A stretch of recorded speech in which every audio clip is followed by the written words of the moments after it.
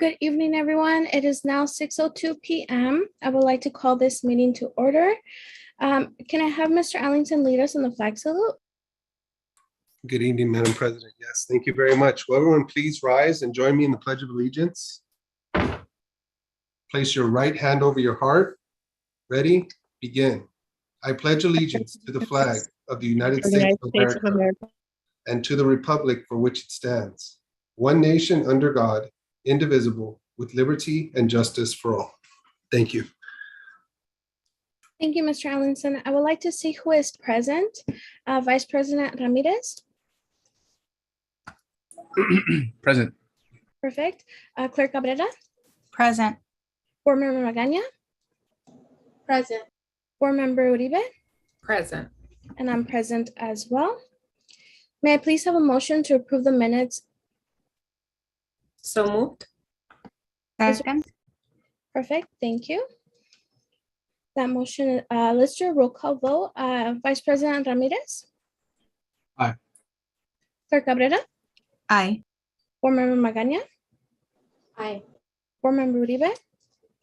Aye. And an aye for me as well. That motion is carried. At this time, I would like to call on legal counsel. Good evening, Madam President.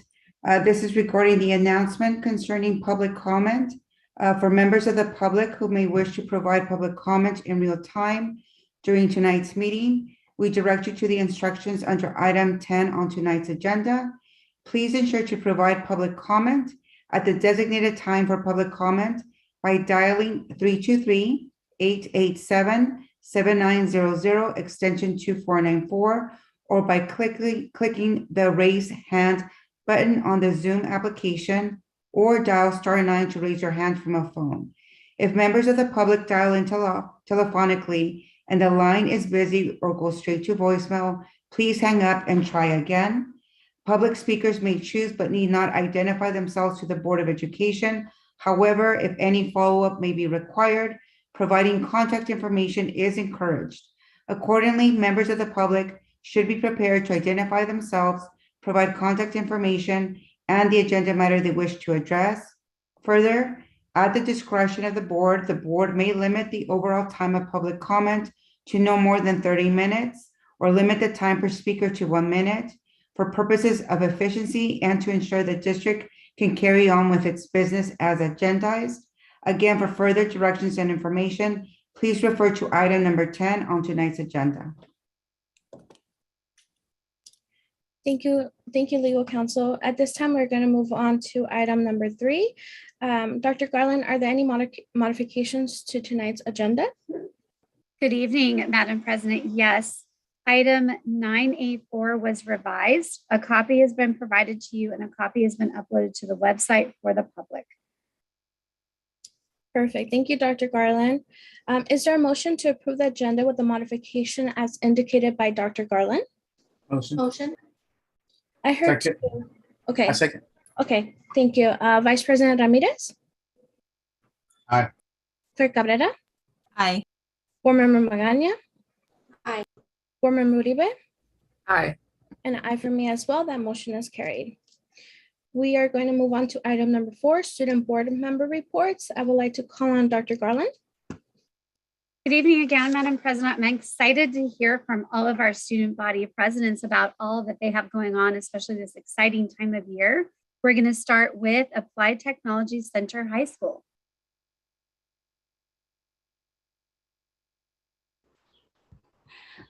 Good evening, President Gutierrez, member of the board, Superintendent Dr. Scriverna, and the executive cabinet. My name is Sandy Membreno, and I'm the student body president of the ASB of the Applied Technology Center.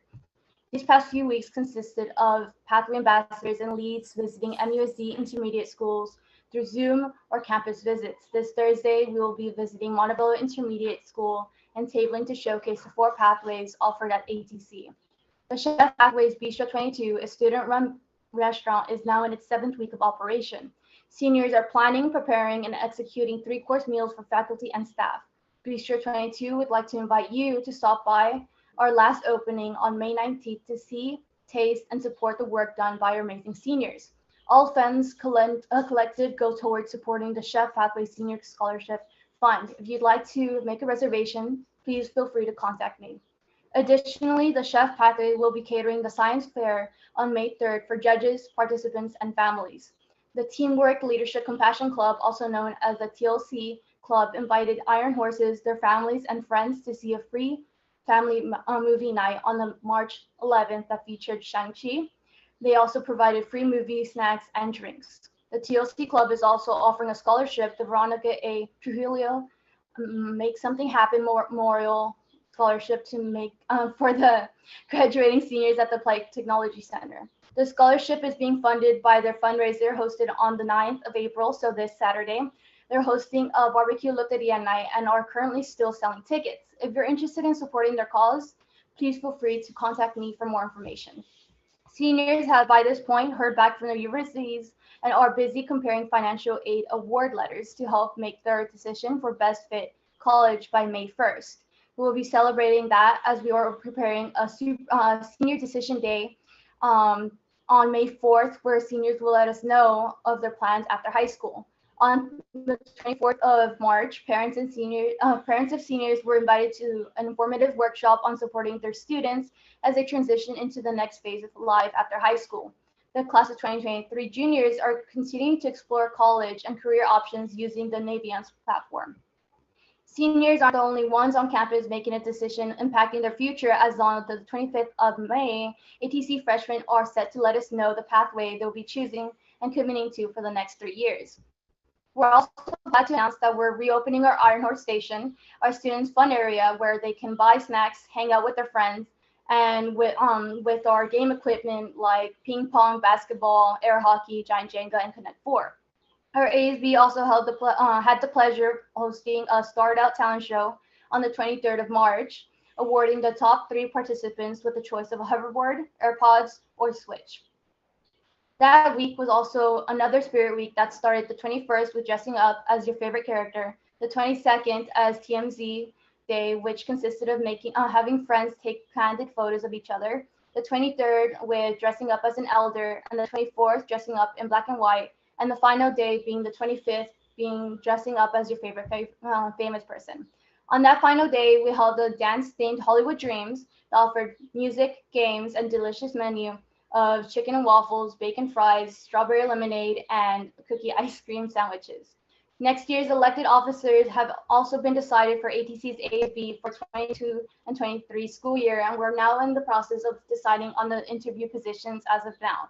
This week, another entertaining event will be held, as on the 8th, we'll be hosting a lip sync battle, offering the prizes of AirPods, Nintendo Switch, and Lego Treehouse. Our participants vary as students, facilitators, and administrators are coming together to provide a great performance.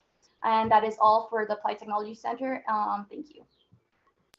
Thank you so much, Sandy. I will definitely be there for the barbecue loteria. I'm excited for that. Thank you. Our next school is Bell Gardens High School.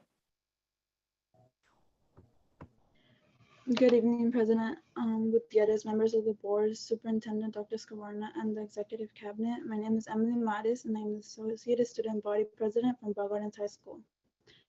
Our spring sports are in league action, and they are working hard at representing all our Lancers. We are proud of our student athletes. Bell Gardens High School has been extremely busy during our transition back to regular event planning with COVID restrictions lifted. We were busy the week of March 7th to 11th during our social emotional learning week.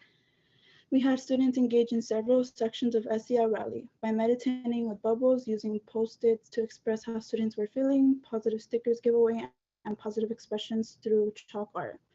Our AO hall was covered with positive quotes to inspire students and staff on their daily walks around the campus.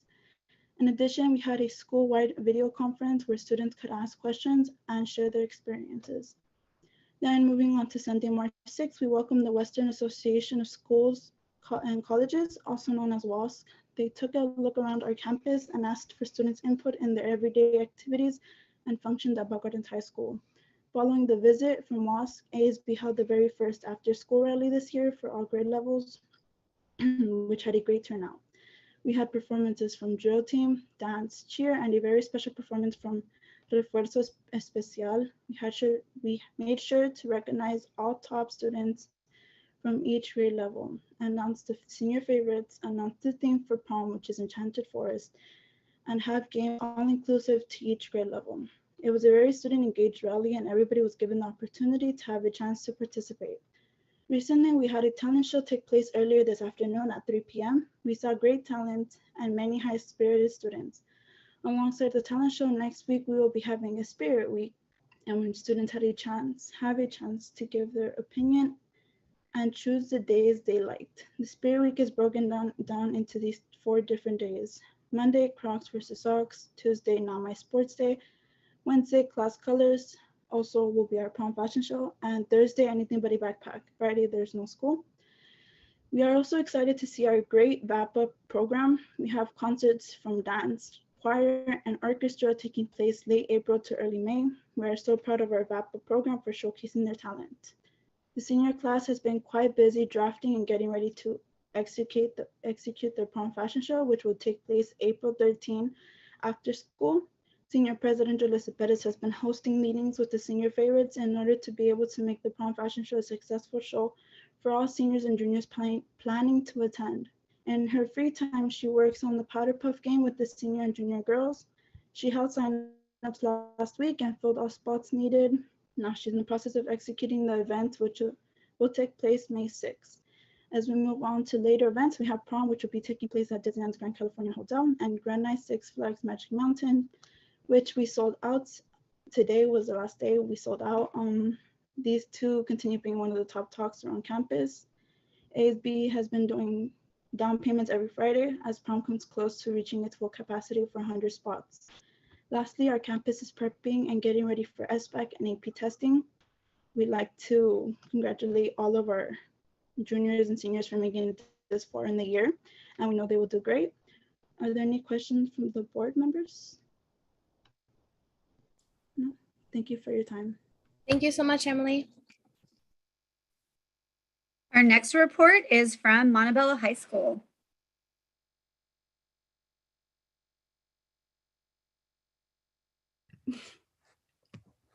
Good evening, Board President Gutierrez, members of the Board of Education, Superintendent Skvarna, Executive Cabinet, and members of the audience. My name is Lily Ijian, and I am the Associated Student Body President at Montebello High School. As February came to an end, ASB was eager to start the month of March off with a bang. So on Wednesday, March 2nd, we held an ASB candidate meeting for the cabinet of 2022 to 2023 academic year.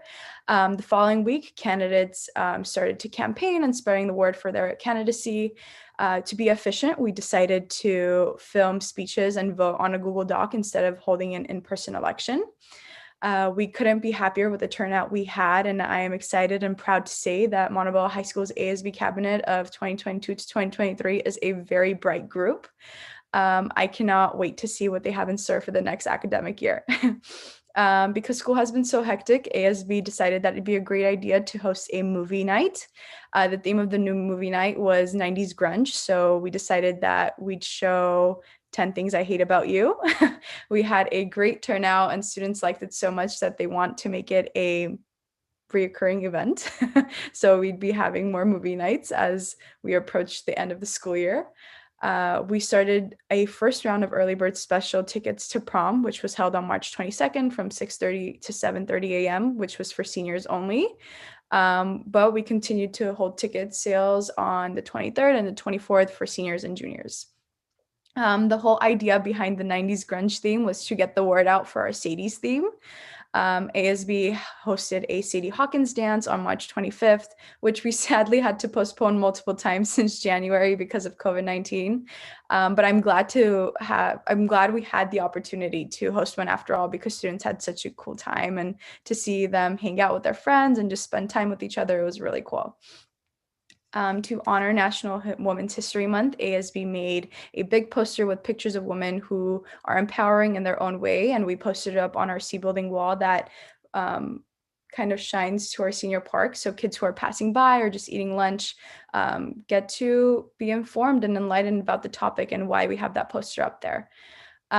Today we started a second round for prom ticket sales, which will last until tomorrow. Next week we will hold a grad night ticket sale. And speech and debate also had the honor to host nationals tournament at Montebello High School on March 19th. And as the end of the year starts to slowly approach, we're trying to keep our best to stay up to date and stay strong and active in our classrooms and out of classrooms. As May 1st approaches, seniors get more anxious to make the decisions that will change their lives, hopefully forever. Our college counselor, Ms. Brenza, has been the biggest supporter for all of us. And as we go through this hectic time, she has been there every single step of the way. She has been active not only in her college office, but she's been also active with ASB on planning her Schurr Day, which will be on May 2nd. Thank you for your time and acknowledgement. Are there any questions? I hear no questions, but thank you so much for being here, Lily. Have a great one. Next up, we have Schurr High School.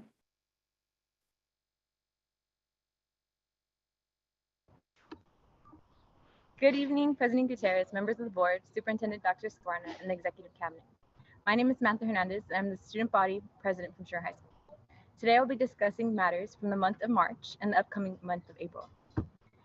For the first time, I'm able to give my presentation here at Schurr, technically. Yeah, I just had track practice, so if you guys could see our posters that we hang up, I just want to point that out because I know the students work really hard on them. So the Avid Talent Show took place on March 11th. Our annual talent show for Avid basically is the biggest fundraiser that we have for Avid. They raised a lot of money. Our first place winner was Diana Rowland, who was doing a singing act. Our second place was Julieta Burgos, who was also doing a singing act. And our third place was Jalen Ramos, who he had a really good guitar act. It was amazing. I loved watching him play. Okay, our senior USB hosted our annual blood drive. It was the first time since the pandemic that our community was able to come out to our school and everyone was able to donate blood for this event.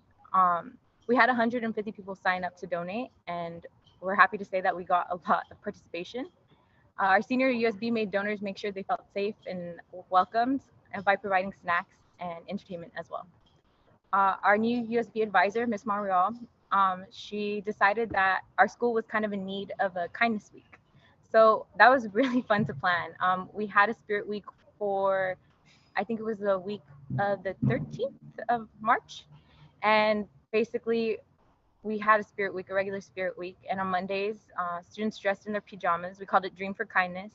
And then Tuesday we had Keep It Cool, and where students came in summer attire. It was also like 93 degrees that day. So good thing we did that. On Wednesday, we had Colors of Kindness. So you would wear pink, white, yellow, or red. And then Thursday, we had Wacky Day. So you just like wear crazy, your hair crazy, socks, mismatched shirt, and pants. And then Friday, we had Double the Kindness. So it was like twin day. So you could twin with either a teacher or a student, and it was pretty cool. We also had activities out that week as well. So we had the blood drive that week. We did it the week of kindness. We had an activity where students could write letters to all their teachers that they appreciate, and also their friends, and we delivered it personally, RASB. And we had an event where we gave out flowers to students just because it was kindness week. And we also did this trend, I guess, where you would marry your friends technically. So we had the red carpet out, we had a balloon arch, we had pillars from homecoming, and it was really cool, and people seemed to really enjoy it. And everyone got like a ring pop at the end, so it was pretty cool. The next thing we did, one of our wrestlers, actually, we're very proud of her, Galilea Garcia. She took second in her weight class at state. And then she ranked 4th in nationals. And when she came back, we had a huge rally for her, just dedicated to her. You guys see the posters behind me. There was posters just for her specifically. And it was really cool to see her go off. And we gave her snacks and everything. Yeah, so we're really proud of her, and I just wanted to congratulate her. Our drill team participated in the Sharp competition at Sierra Vista High School on March 26th, I'm sorry. They took first in kick, small military, medium military, and most outstanding. So I know whenever they go on their competitions, they get a lot of awards, so we're just very proud of them. Our color guard took first place in their indoor winter guard competition on March 19th, which was their first competition, I believe, their first indoor competition. And then our senior superlative voting took place on the 23rd of March, where topics ranged from most likely to succeed to most likely to be a professional athlete. There were some pretty funny ones. There was one, I think, that said most likely to survive a zombie apocalypse. It was pretty random, but it was cool to see it. Seniors began getting their acceptance letters at the beginning of this month, and I remember it was very scary.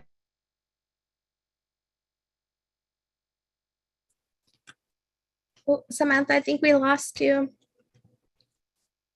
Is anyone having a similar situation, or is it just me?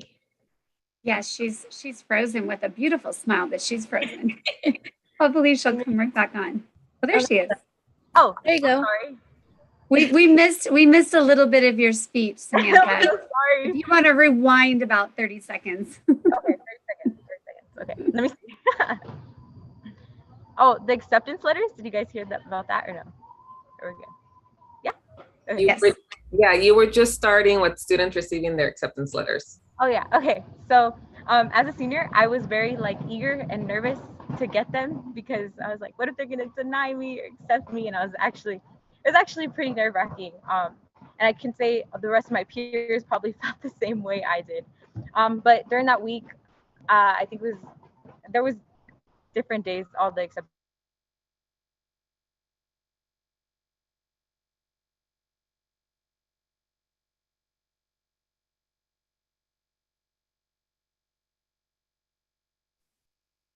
I believe she's frozen again, correct? Yes. Okay. She's back. It keeps cutting off. I'm so sorry. Yeah, you froze for a moment. I'm so sorry. That's okay. And then basically the prom theme was released this week as well.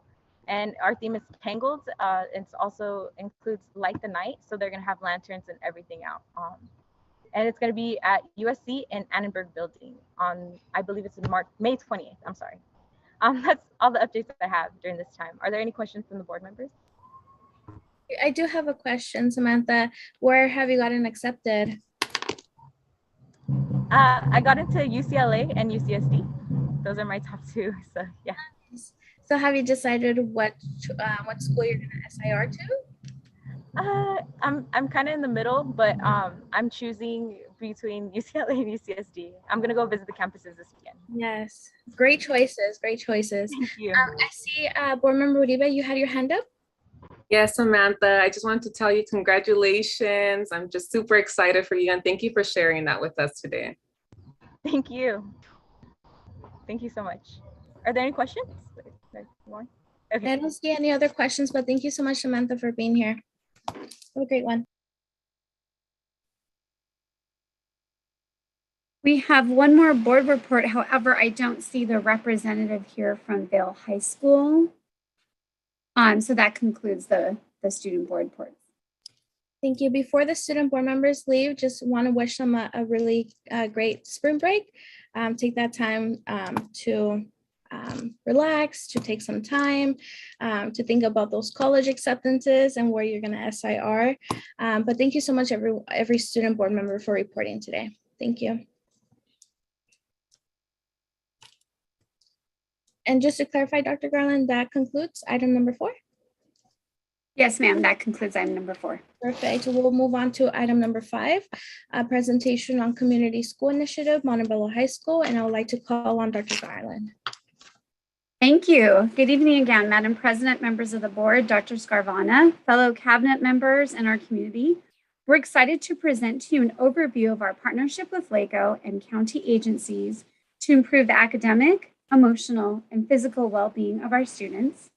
The community schools model is a strategy aimed at disrupting poverty and addressing long-standing inequities. The approach highlights areas of need and leverages community resources so students are healthy, prepared for college, and ready to succeed in the workplace and civic life. The community school pilot launched in September of 2019 and is currently implemented in 15 high schools across LA County that serve as hubs for a range of support services for students and their families. Each community school is provided with a full-time program specialist to coordinate services from participating agencies. So allow me to present to you Ms. Ginger Alvarez.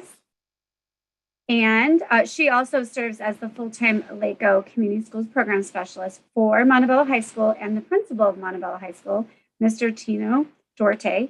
Mr. Dorte, I will pass the presentation over to you. Thank you. Good evening, Board President Gutierrez, esteemed board, Superintendent Dr. Scarana, and Executive Cabinet. Dr. Grani stole most of my thunder, but anyway, it's okay. I'll see what I can do. I'm Constantino Duarte, principal of Montebello High School. MHS, as she said, is one of 15 community schools in the county focused on disrupting poverty and addressing the inequities for our students. This is a true collaboration between MHS and USD, LACO, and the LA County Board of Supervisors.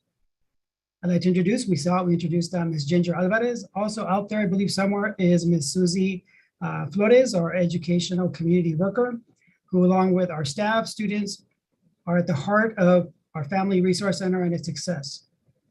Our goal is to simply be the hub of the community and provide the needed resources to our kids so they feel safe and are able to learn.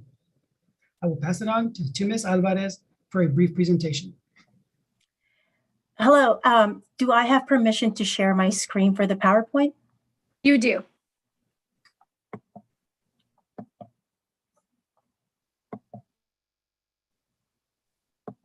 That's perfect. We can see it. Awesome. Hello, this is the first time I've ever been invited to a board meeting. So thank you so much for inviting us and letting us showcase the work that we have been doing here at Montebello High School. My name is Ginger Alvarez. By training, I'm a psychiatric social worker, LCSW, and this is my basically first year here at Montebello High School as a community school specialist. Before I begin to highlight the work that we've been doing at Montebello High School, I really wanted us to discuss the community of Montebello in order for us to really know what our kids are going through. We know that 1 out of 7 residents live in poverty, that there's limitation in regards to accessing health insurance, they're living below poverty lines, and that there's limitation to accessing dental care. But the amazing part about Montebello High School, Montebello Unified actually, is we as a group have taken the opportunity to assess what is needed within our schools. We are currently using, I say we because I feel like I'm part of Montebello Unified, Montebello High School, so I say we. We at Montebello Unified have been using the panoramic education to assess our students' social emotional needs. And what we found last year that our students are struggling. Only 32% who completed the questionnaire believe that they can succeed. Only 49% believe that they can manage their emotions. Only 49% feel like they have positive feelings. And only half of our students feel like they can cope with challenging emotions and feelings in their current situations. So what does that say? Our students are struggling, and a lot of times they're struggling in isolation, and that's a big concern for us. We also wanted to focus on our vulnerable population here at Montebello High School. We know that we have students who are high needs of transiency, and these are the data that were provided for us by Ms. Leon, our EL coordinator, and also with Norma Velasco. We know that our students are coming in and out of our schools, and a lot of times we don't even know that they're struggling with housing insecurities. We have numerous newcomers coming in, a lot of times by themselves or with their families, and they're struggling having to access or navigate the US system. We also have a large population of foster youth, even within the Montebello Unified School District. And we also need to know what kind of resources we can offer to them. So what is community school? So we brought the why this is needed, why Montebello High School. Actually today someone asked me, why was Montebello High School chosen? And so I sort of, had to give them, this is what the data shows. But really the whole point is, let me tell you what we are about here at Montebello High School. So our point of community school really is like what Mr. Duarte said and Dr. Garland also shared. Really, this is more of a framework. I know a lot of times we call this as a program, but to me, this is a movement. This is a movement that we are trying to transform a public school as the hub of resources. This is to ease the burden of accessing community resources. Our families are constantly accessing resources out in the community all the time. But when a family is at risk, following through with a referral form are sometimes overwhelming. Even a simple fact of completing a form is just too much a lot of times. And then to top it off, trying to navigate why is my kid failing school? So this is why we try to, as much as possible, co-locate within the school to bring the resources in the same place that they are trying to come across the most consistently. So we know parents, school is the most consistent agency, organization in a student and a family's life. By law, every single child from the age of 5 years old all the way until the age of 18 must go to school. So why not bring the resources where they know they have to be at? But we also want to inform that these resources and support exist, and we needed to provide space for these resources. And that's why we decided to put it within the school. So community school is grounded on evidence-based practice. This is not something that LACO created out of nowhere. This is a practice that's been going on nationwide, and there's research backing to this. And there's 4 pillars that we follow. We follow the integrated student support, expanded learning enrichment activities, active family engagement. And I feel that the most important part of this pillar is to have a collaborative leadership practice. And I will go through each one to just show you different examples. But I will give you a look at how it looks like here at Montebello High School. For example, for integrated student support, it means having a coordinated integrated system that when a teacher, a counselor, an admin, any staff, a parent, refer a student for services, someone is there to follow up with the referral, to conduct a needs assessment, and to follow up with the community resources and the partners regarding what happened to the referral.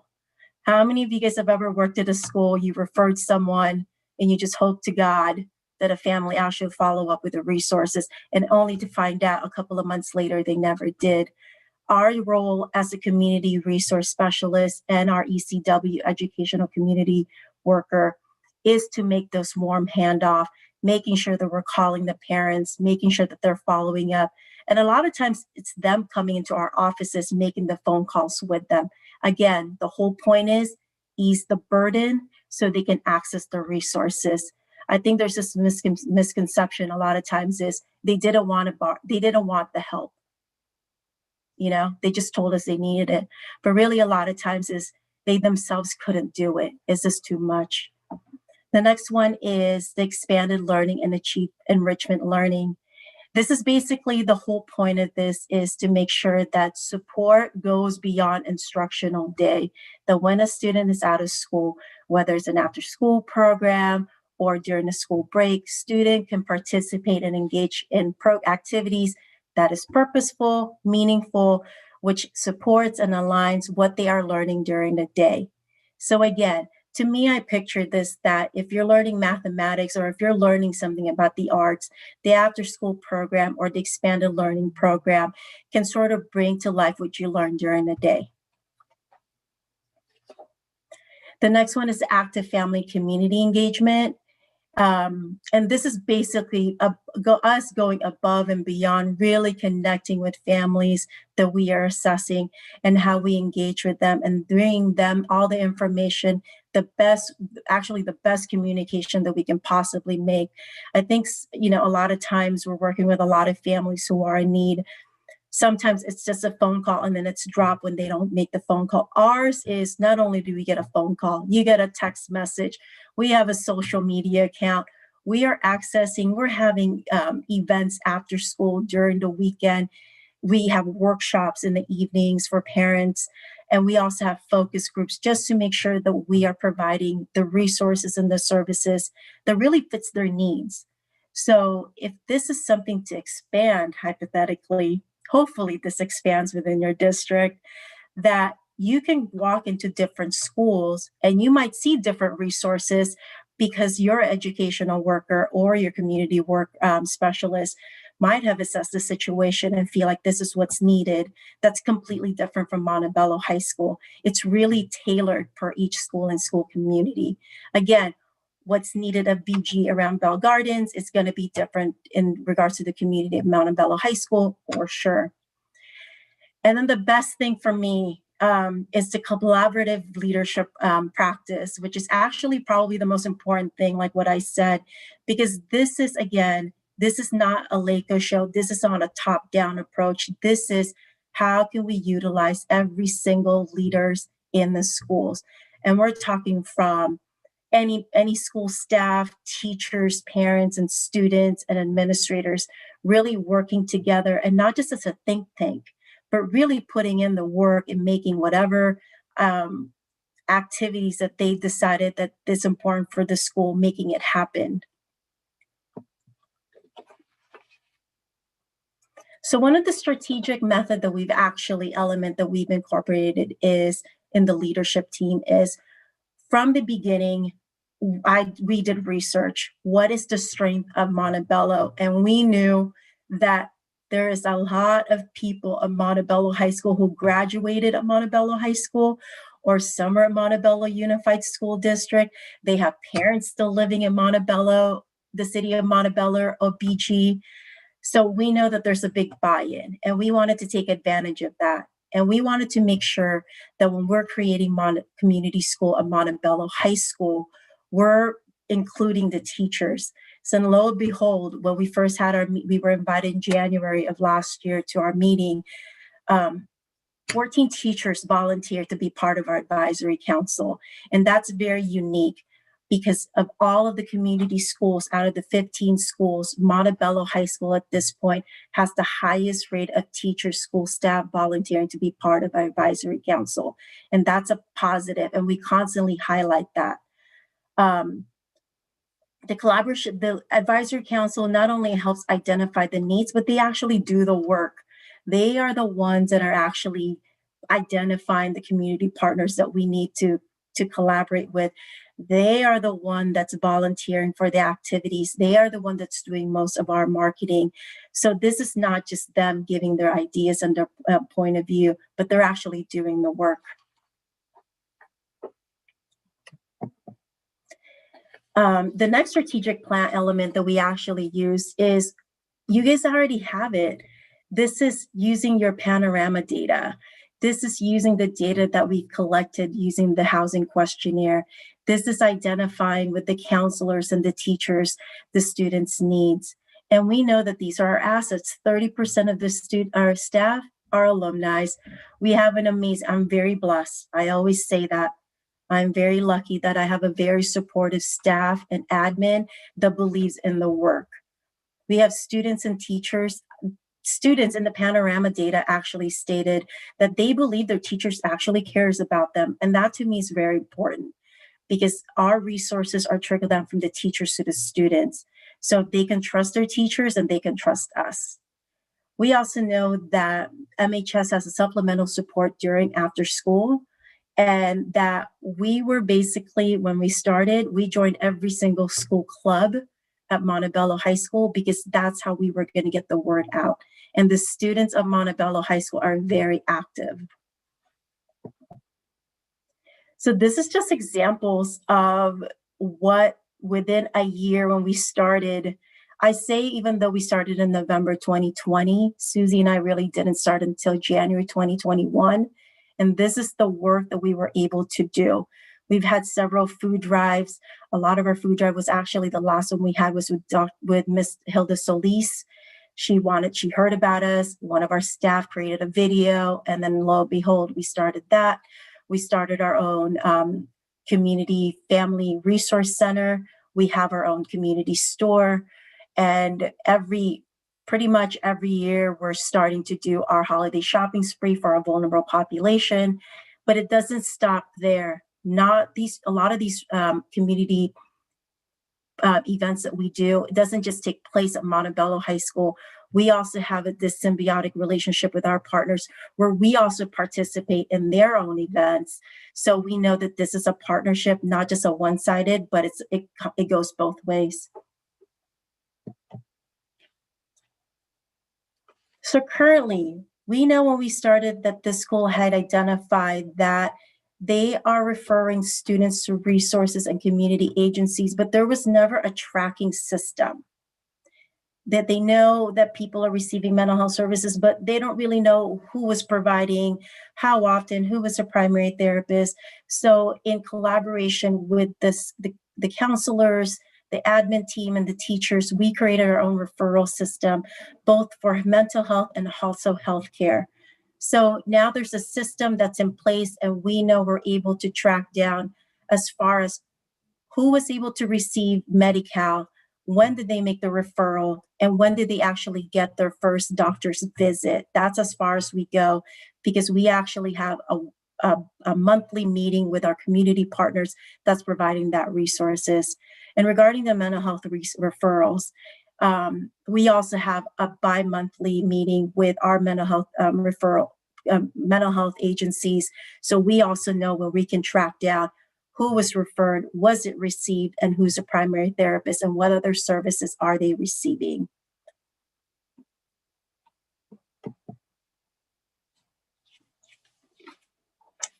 So this is the most important thing that we've actually invested in. We as in LACO, now I'm speaking on behalf of LACO.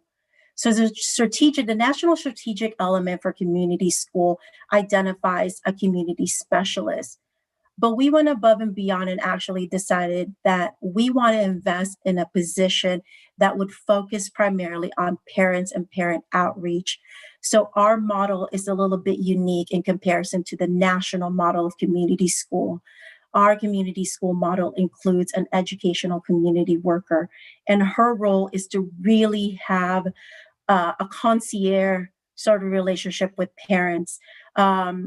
One phone call away, an immediate meeting if needed with us, and really does a warm handoff to resources to our community. So this is what we've invested, because we know that having it is important for us to have a strong, meaningful connection with our families.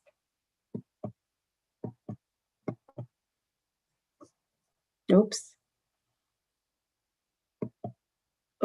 let me back up.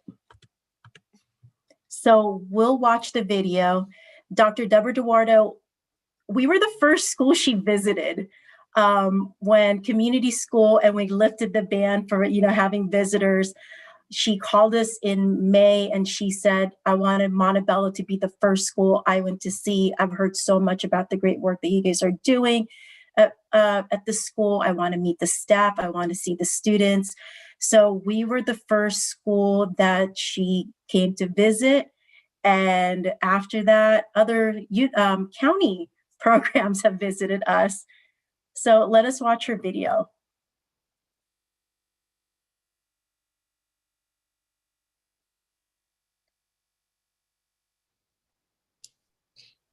Ms. Alvarez, do you mind sharing your sound as well? I believe there's a little button that says share sound, because we can't hear anything, at least on my end. Where is the share sound? So before you share your screen, when you touch the little green button on the bottom, an icon pops up, and then on the bottom left, it says share sound. I believe you would have to stop sharing. Let me stop sharing. Mr. Chen, if I'm mistaken, please correct me. So it's in the video or the so right when you audio click share screen.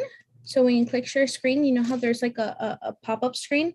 Mm-hmm. Bottom left corner, share sound, and then that should work.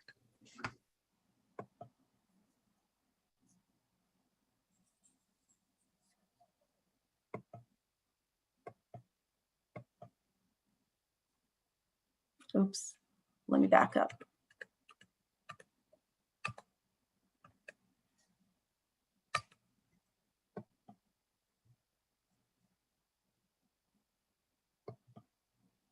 it's thinking.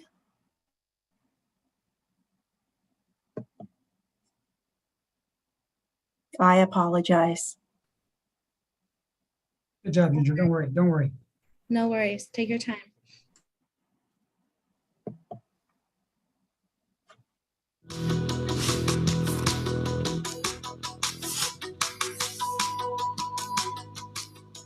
We're at Montebello High School in the Montebello School District, and we're visiting to see how the beginning of school is going and also looking at a wonderful program that we have here, which is a community school model. When the community school initiative was first presented to us, we were really excited to bring that to Montebello. Ginger and Susie and the community school program has been instrumental. This would not be possible, actually, if it wouldn't be for the office of Ms. Hilda Solis, of indispensable funding for this. Obviously, there's a vision. It was a perfect match because the things they've been able to bring to our school have been indispensable. When Susie and I first started working here, we knew that we wanted to get a feel of what was already taking place. We attended staff meetings, we spoke to students, teachers, everybody. And they kept telling us this story that we had a teacher, Miss Rigo, who started clothing donations in this bathroom. I had a student who was coming to class dressed inappropriately, and so I talked to her and she said that the clothes she was wearing was all she had. So I asked for anyone who had the size that she was, and a bunch of people brought me bags and bags of clothing. I presented her with the clothes, she took home a few bags, and then I had so much left over, I thought, well, that's a waste. So I convinced our then principal to let me have an abandoned bathroom, and I'm really happy to know that the program has been resurrected, and I've already posted on Facebook, so people are going to be bringing more stuff in again. Because of the pandemic, we couldn't access those parents that really needed the resources. So we got a little creative and we created a virtual family resource center that's located on the Montebello school website under family resource. And we have lots of categories on there like food access, housing, utilities, even more serious issues like domestic violence, immigration. It's also in Spanish and a click of a button. Now that we're returning to school, obviously, we wanted to make sure that the store was sustainable and also student-led. Everybody that's here has been a part of getting community schools off the ground. A lot of those clubs, when they heard about our Oiler store, they heard about the food drives, and the other things that we were doing, they all wanted to be involved. The opportunity to volunteer in multiple food drives, it felt good to give back to the community, and it was really nice to be able to tell my friends and family, if you need food, we're having a food drive at my high school, come by, tell people that you know. It's really amazing to see the student leadership and everything that the youth are doing to help their community and their peers and to make everybody feel safe and excited about being back at school. When Ginger and Susie came along, Ginger was the first person that just came on and said, hey, can I come in, sit in on your meetings? It's not just the ASB kids that she got to know. She got to know a bunch of other kids because she joined all these clubs on their Zoom meetings since we were virtual. And so a lot of the kids, they want to give back. I want the Oiler store to be something for all students and families to come by, and if they need help with anything, we're here to help. As you can see, we have a lot of things. We have a lot more as well, like Mrs. said. And I'm just really excited to share this with the rest of the students. Taking it out of the bathroom, to me, was a sense of there's no shame in it. Clothing should never be the thing that stops a kid and a family from going to school. We're here to help you. And little by little, the word's getting out. Being able to design programs that you know is going to make a difference with your peers and with your families. It's been wonderful. I've had an opportunity to talk to the administration, to talk to teachers and visit classrooms, and to talk to the school leadership, the students who are really making a difference. That's one of the best things that I see is the students' compassion and learning about how they can make a difference and feeling really good about themselves because of it.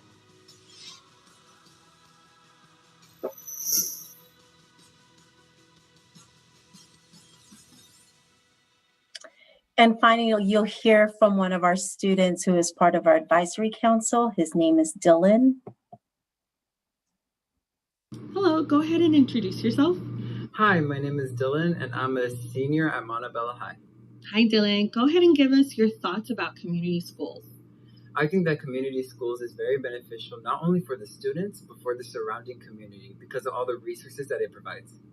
Great. And Can you tell us a role that you played in participating in the advisory council? So I would just pitch in ideas in the advisory council when planning community events, such as the winter shopping spree that we had before winter break. So the winter shopping spree was exactly that, a shopping spree for the students and their families to just go in and see if they needed anything.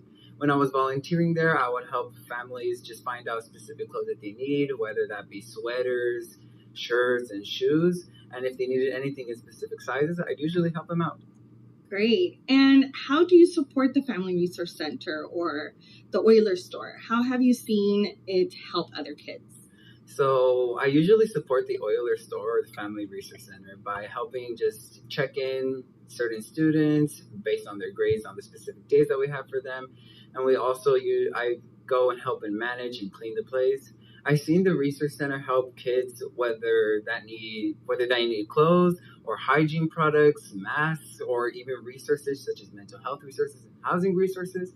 I think the Euler Store is kind of bigger than that, serving the students such as like a safe place to hang out, especially during break and lunch. And usually there's a lot of kids that just hang out there, and it's a pretty lively place where a lot of students just have the opportunity to be themselves there without the fear of being bullied or judged. Thank you so much, Dylan.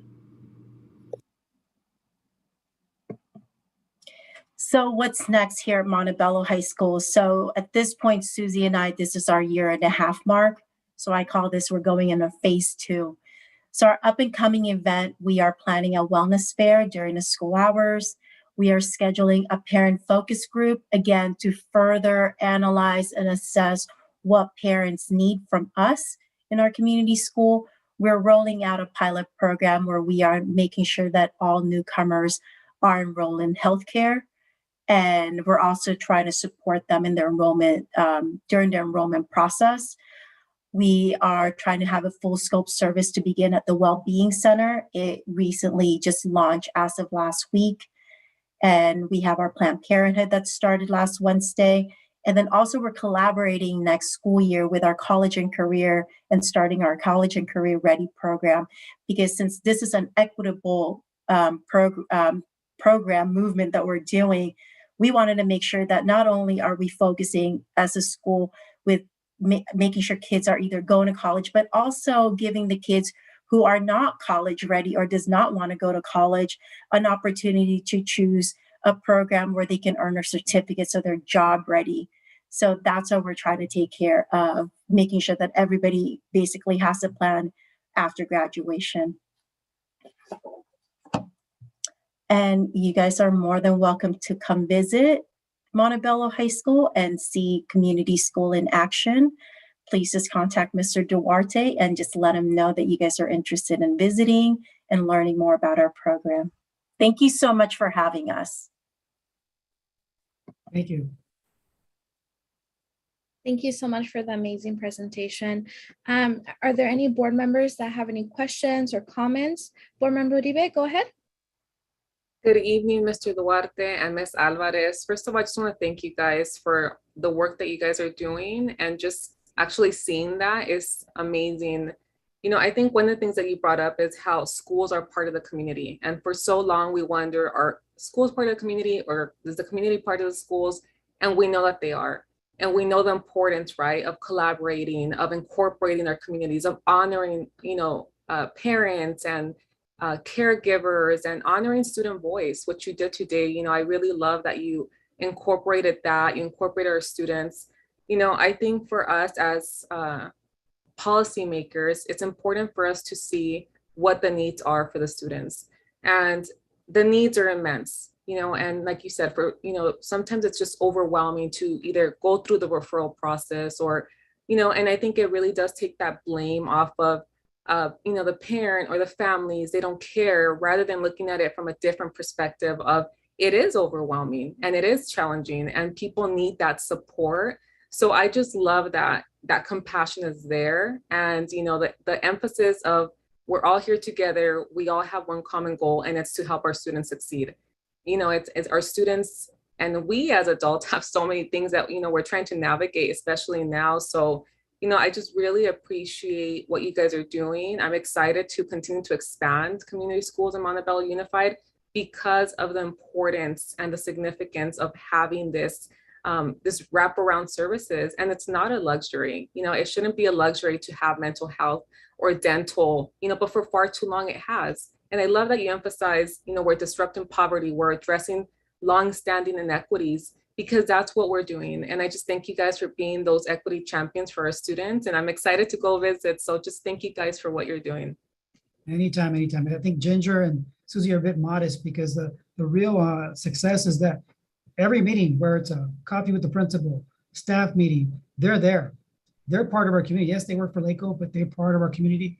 They bought in, which has really supported and helped our teachers buy in, and our staff and our students. So again, it's a beautiful relationship that's really flourishing and becoming much bigger. As next year we might get a social worker, some interns to give students support real time. So it's the best is yet to come. LACO really believes in Montebello Unified because they have recently applied last August for the Cal New grant. Initially, they were going to go ahead and give the grant to Pomona. But when I heard about it, I said, let me give you our data, our newcomer data for Montebello Unified. And they decided to go ahead and give it to us. But instead of just providing the grant for Montebello High School, it is to provide support for all of Montebello Unified schools and their newcomer population. So that will give us a social worker to work with our newcomers, a caseworker, and then also we will fund our different organizations to provide direct support for our newcomer population as well. And a couple of months ago, I'm pretty sure they've already contacted Dr. Garland, because I'm usually the last one they contact, that they are also providing a social worker for Montebello High School for next school year with interns. That is amazing. I see Clerk Cabrera, your hand is up. Go ahead. Hi, buenas noches, everyone. Thank you, Ms. Alvarez and Mr. Duarte, for all of the information you've shared. I mean, so much to be excited about, but the way they stood out to me, I'll share 3 words: leadership, ownership, and collaboration. Just how everyone owns, this is my community. I have needs, but what can I also do for others? And I think that is just great. Super excited to learn more. Definitely would love to visit. And in particular, I would love to learn more about how are we engaging families, especially those that sometimes are harder to connect with, right? We know that our families have more than one job. Sometimes they have a lot of things to juggle. And so I would love to just hear more about success stories around connecting with those that might be difficult to connect with, and those that might even not feel comfortable using a website to access resources. And so I'll reach out to learn more about that for sure. But thank you for all of the information. Very much appreciated. I think you hit it on the nose. I think outreach, especially during the pandemic, has been the most the biggest obstacle, if you will, getting the word out. But it's getting out. And they're starting to see that, if you want, a one-stop shop, if you will, come to Montebello High School.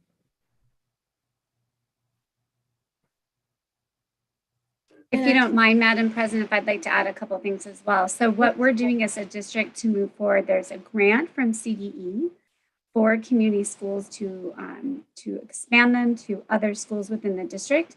So we've written a planning grant, and in the planning, hopefully we're going to get it. In the planning grant process, we're going to discuss planning this for multiple schools in our school district. So I'll keep you informed as soon as we find out we receive it, because I'm pretty sure we're going to. I have great thoughts about that, and expanding this across the whole district. So we're excited. Perfect. Thank you, Dr. Garland. And I just want to mention Mr. Duarte and Ms. Alvarez, thank you so much for all your staff in Montebello High School for coming together, collaborating for the students of Montebello High School, for providing great resources. Right now, because of the pandemic, we are in a mental health crisis, and having additional support and resources is very crucial and essential for our students. So I really love the Euler store. I want to thank Ms. Rigo, right? Correct? She started the idea of the clothing, and I think it's amazing. That's how you know a teacher is passionate about giving back to their students and making sure that their well-being is taken care of. So thank you so much for this amazing presentation. I'm excited to share it. And thank you so much for being the model of our community schools to continue that into our whole school district. Thank you so much. Thank you.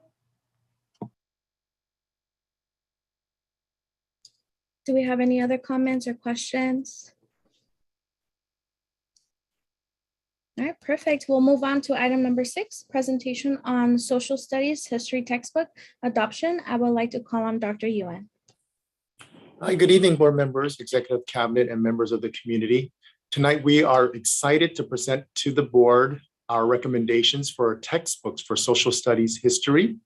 Presenting tonight will be Ms. Leticia Alvidrez, Director of Educational Services, and Mr. Eduardo Lopez, Teacher on Special Assignment, Social Studies History. All right. Good evening, Board President Gutierrez, board members, executive cabinet, and the MUSD community. My name is Leticia Alvidrez. I'm Director of Educational Services. And on behalf of Ed Services, we are excited to present the recommendations for the social science adoption.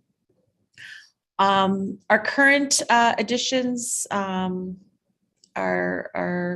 various versions. It's a compilation of over 20 publishers, and they are over a decade old. So this evening's recommendations are relevant, they're updated, they're aligned with the California Social Science Framework. They also include digital supports. They're diverse, they're inclusive, and responsive to recent legislation, which requires integration and knowledge of the Filipino-American experience, Armenian genocide, voter education,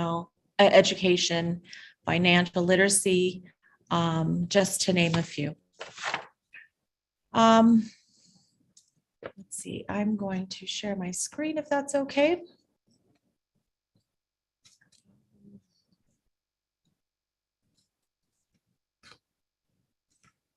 Let's see.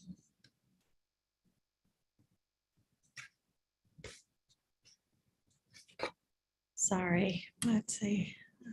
Oh.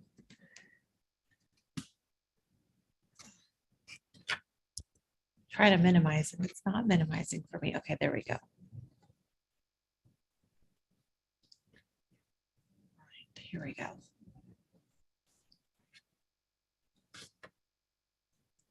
All right. All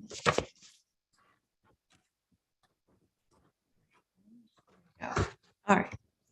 So before I share some of the context, before we share some of the context and process and introduce our social science teacher on special assignment, Mr. Lopez, I'd like to provide the lens that we use to drive the decision-making in this process. So we had some driving questions, and one of the driving questions was, what do students need?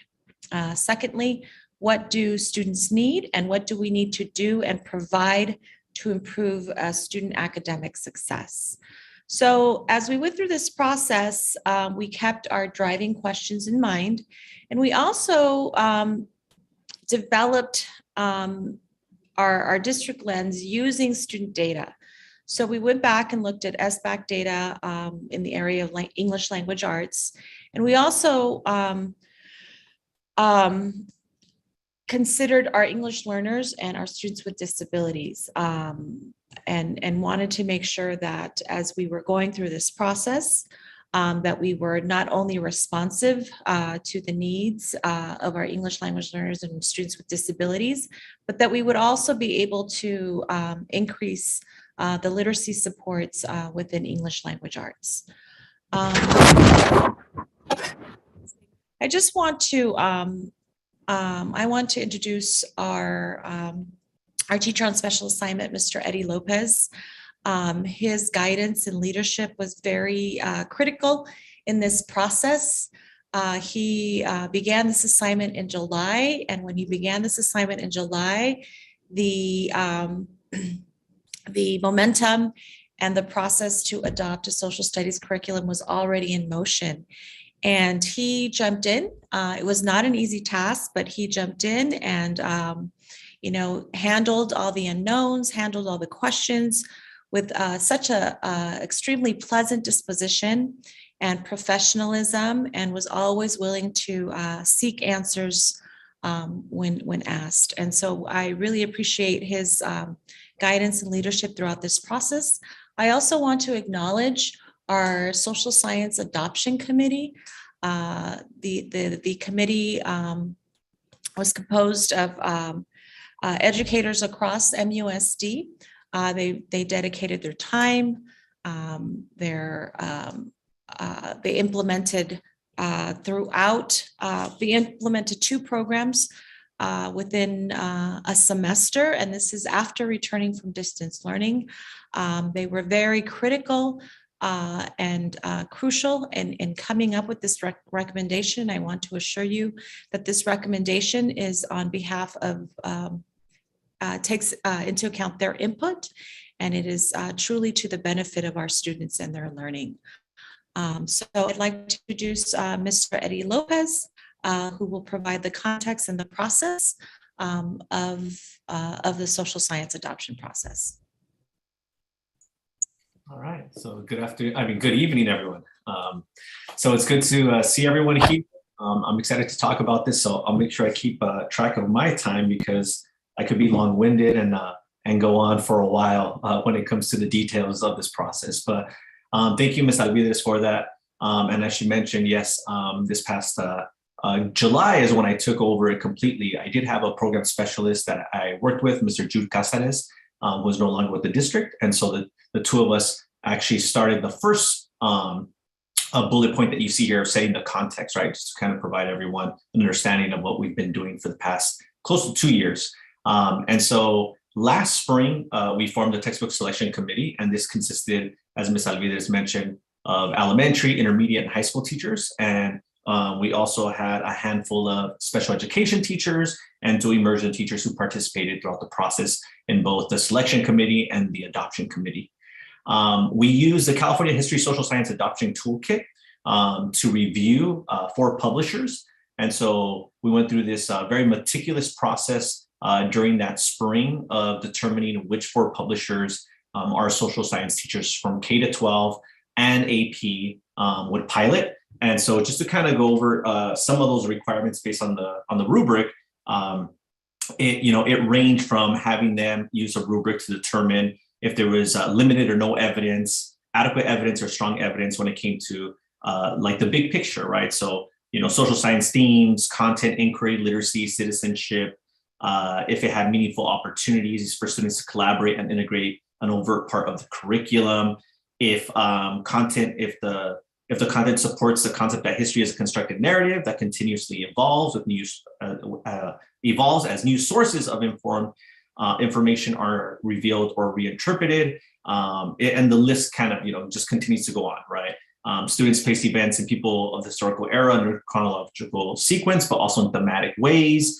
The way technology would be integrated, especially considering the pandemic, and the way of rethinking, right, how we utilize, right, textbooks and resources in the classroom, to research evidence and points of views. And so making sure that we include perspectives that have historically been left out. And so being more culturally responsive, right, in the way that we teach. And so looking for those narratives, right, of folks from, right, the LGBTQ plus and also other marginalized groups, right, in our communities and in our histories. And so I'll speak more about that in the adoption committee process, but that's kind of just to kind of give you a taste of the rubric, right, that's provided by the state, and how these teachers evaluated from those 4 textbooks of the 4 publishers, which 2 publishers they would select to pilot in the fall. And then the fall of this year, can you go back, Ms. Alvides, just to kind of briefly, yeah, thank you. Okay, hold on one second. There we go. Okay. And so in the fall, we had 54 teachers participate. And so these teachers committed over 80 hours, right, in this process. And so it did require a lot of time and energy, and Ms. Alvides mentioned, right, a lot of dedication, because who better, right, than the teachers who are with their students on a day-to-day process to speak also on what they feel that they need, but also considering and always remembering that a textbook, right, is just one tool of the many tools that they use for instruction, right? But that it is an important one, and we continue to push those publishers to especially provide perspectives and provide inquiry-based, right, discussion questions to expand our students' right understanding of history and also where they fit into that history, right? And so we use, again, the California History Social Science Adoption Toolkit to review and evaluate those two publishers. Okay, thank you. If we could go to the next one. And so here's a little bit of the timeline from this academic year. And so in the fall, it was split between, the semester was split into 8 weeks, right? So for the 16 weeks. And so for the first 8 weeks, grades TK through 5, they piloted a publisher called Studies Weekly. After those 8 weeks, they piloted Savas, which formerly was known as Pearson. And for grade 6, they piloted TCI. And then for the second half, right, they piloted Savas for that grade span. But just to kind of give you an idea, they were trained by the publishers in terms of how to navigate a lot of the resources that are available online and on the hard copies that they received.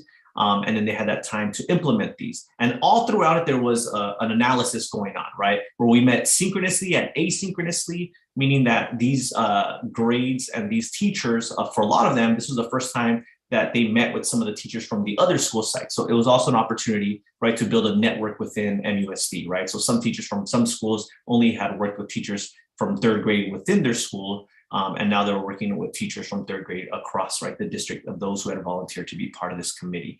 And so through this process, they met, they evaluated using the rubrics that I had mentioned to analyze. And at the end, right, of the first evaluation that you see there within the first 8 weeks, they had that completed. Every teacher was required to submit an evaluation for that publisher. And then the process was repeated again the following, for the next set of 8 weeks for the second publisher. Can we go to the next slide, please? And so very similar, right, for grades 9 through 12, you had TCI. That was the first 8 weeks. The second 8 weeks was McGraw-Hill. For AP and electives, that one was a mix because there's a lot of publishers out there. And we have fewer numbers of teachers also who teach our APs at our high school sites. And so it ranged from Bedford Freeman Worth, BFW, and then the second 8 weeks, there was McGraw-Hill, other sources from BFW and Savas. And so they did a very similar process in that they met asynchronously and synchronously, and then evaluated at the end of every 8-week period using those rubrics. And so the rubrics that we use, right? So the textbook adoption rubric that we use specifically, you can kind of see here what we were doing. They looked at standard skills tracing. They looked at history, social science analysis. Again, very similar to what I had mentioned in terms of the big picture.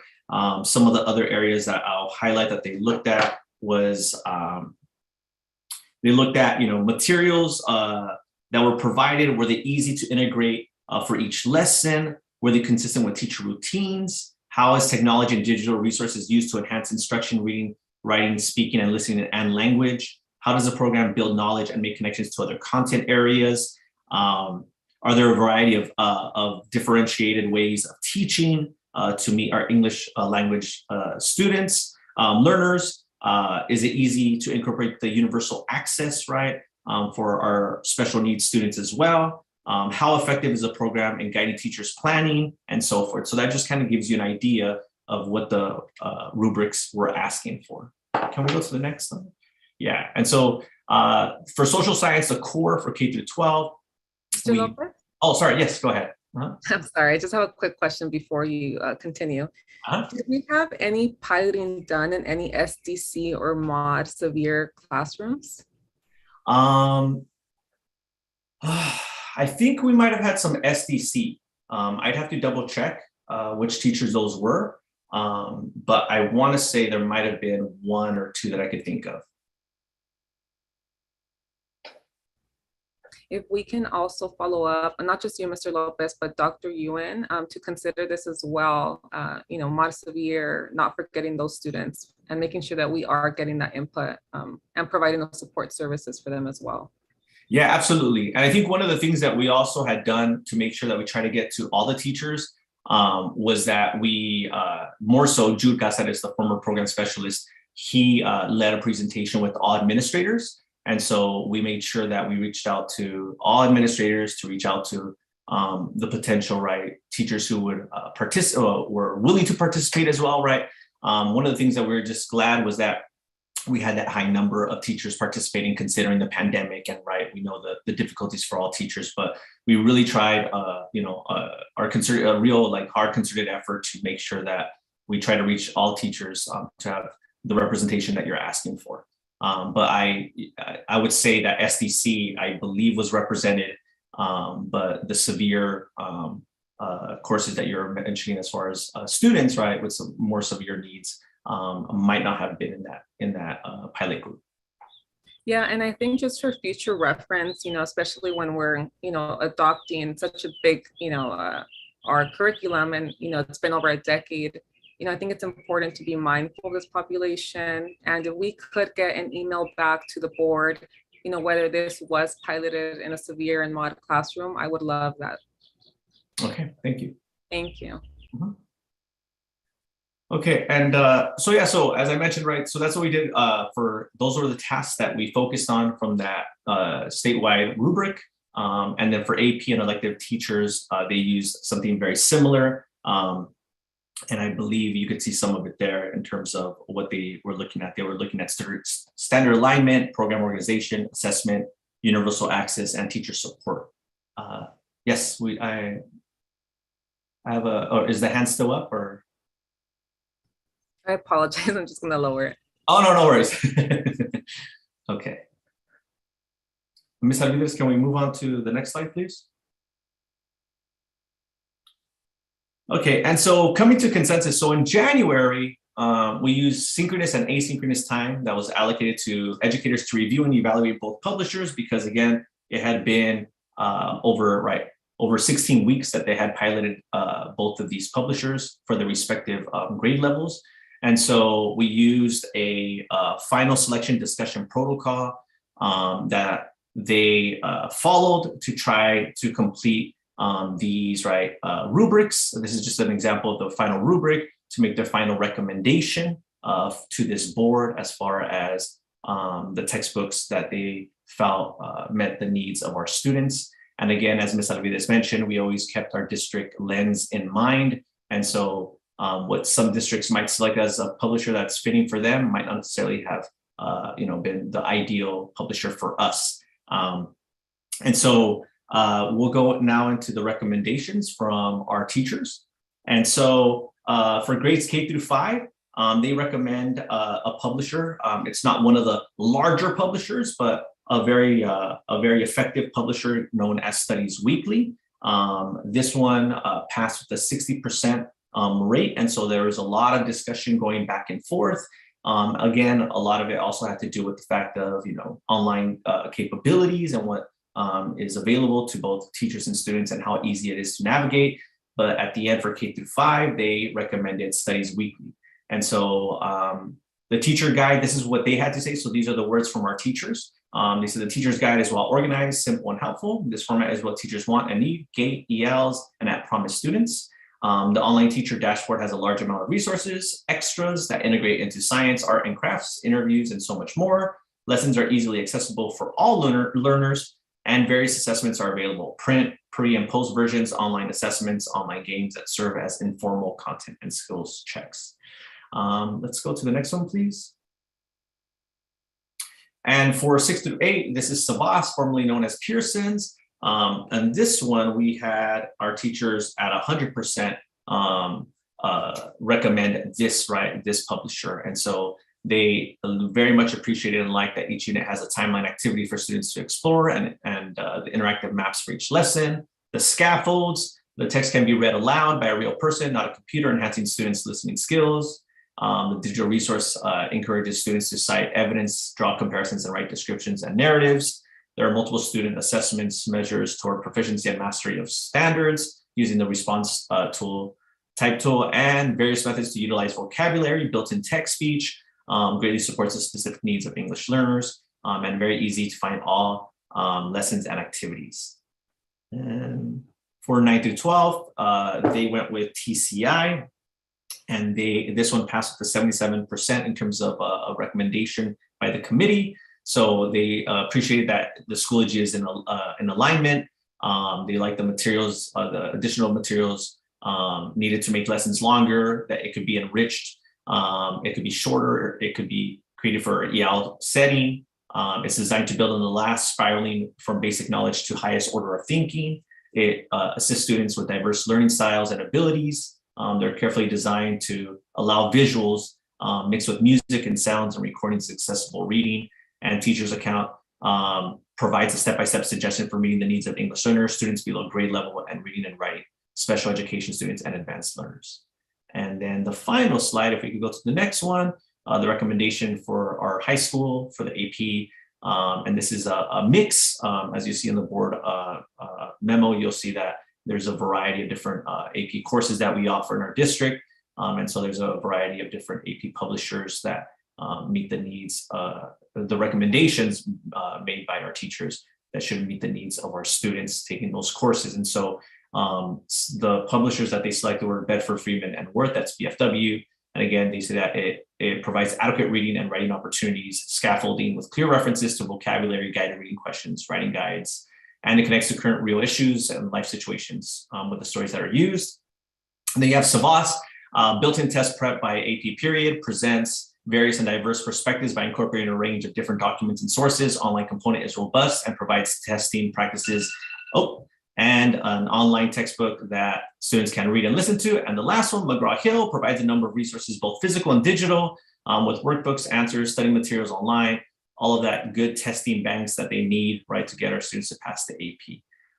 But I believe that's my last slide, so I made it on time. But I will definitely take questions, but you could see that one of the things that is very much emerging is the perspectives and narratives, right, that our teachers are asking for from these publishers. And so I appreciated that this committee and the recommendations that they're making very much is really pushing these publishers with providing them feedback as well at the end about what they can do to better serve our students in MUSD. Okay.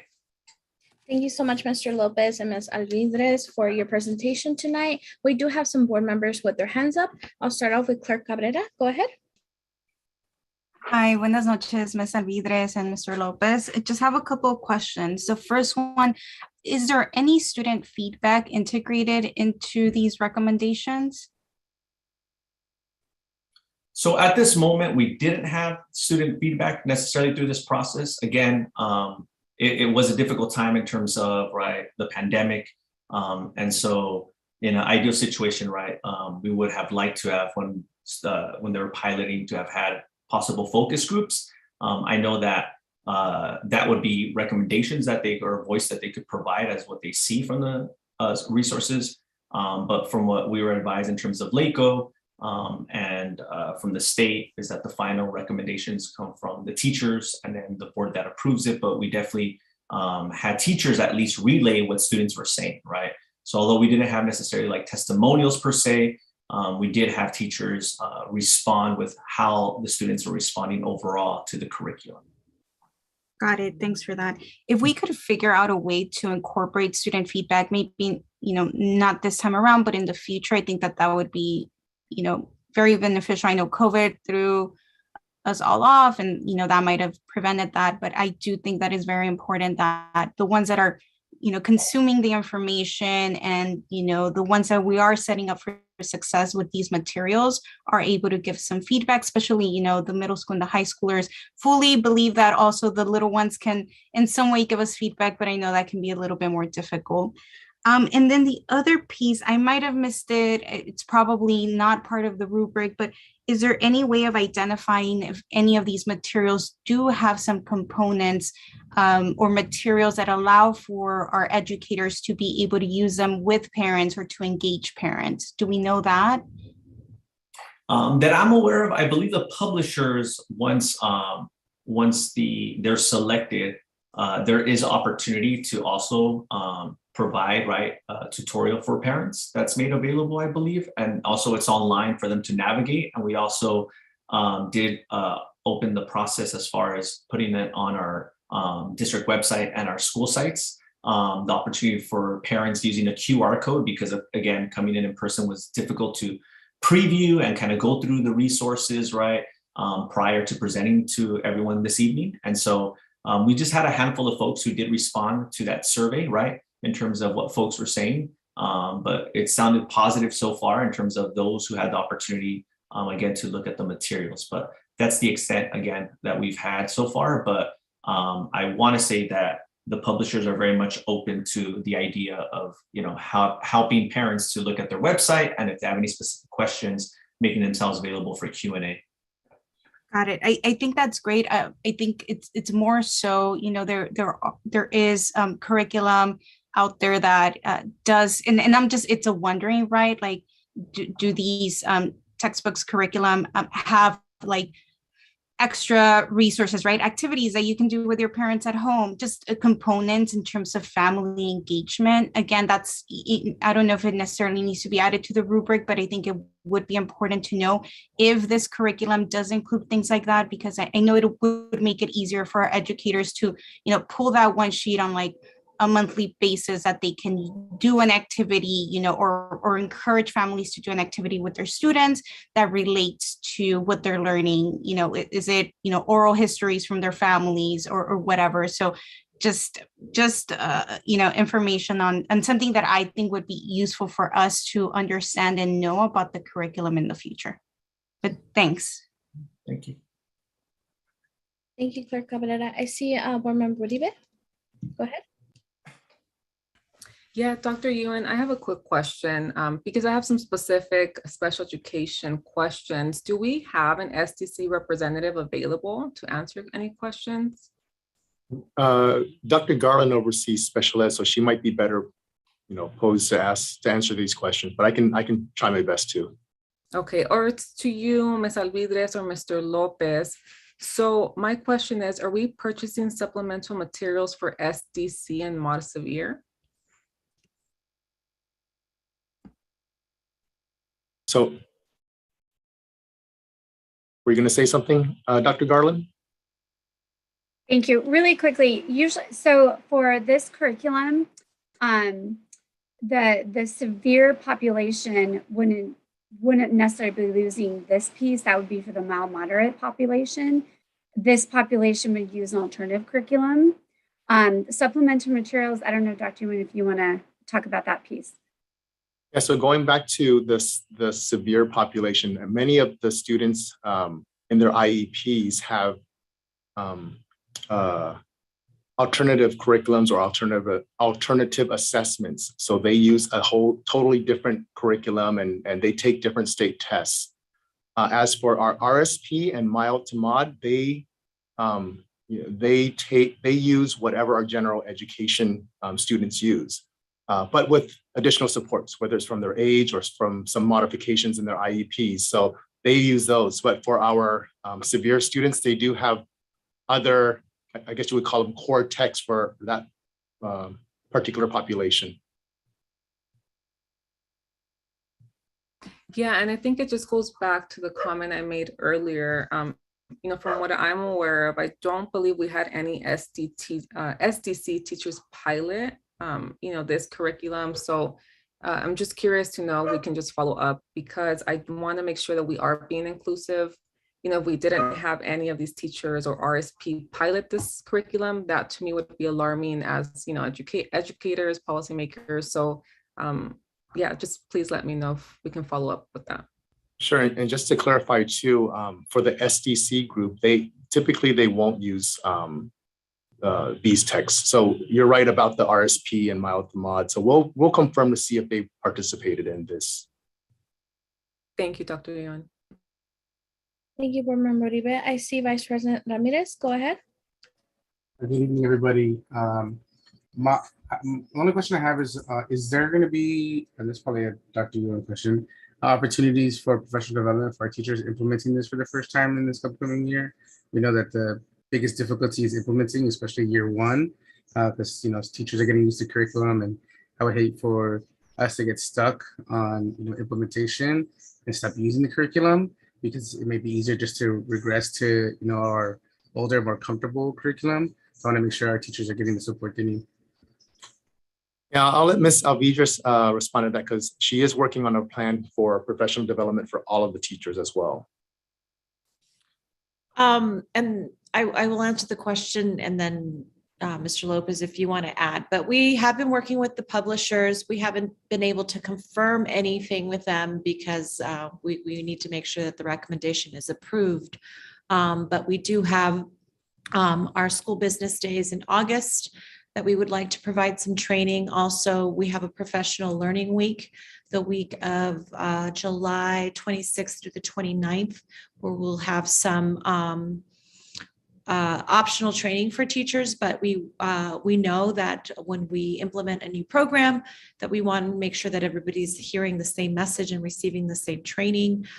Therefore, this is why we have offered the dates, our school business dates in August, as well as the dates in January for some follow-up training, and if necessary, the follow-up school business date in March of 2023 for any follow-up or necessary training that the teachers are finding that they may need as they're implementing the program.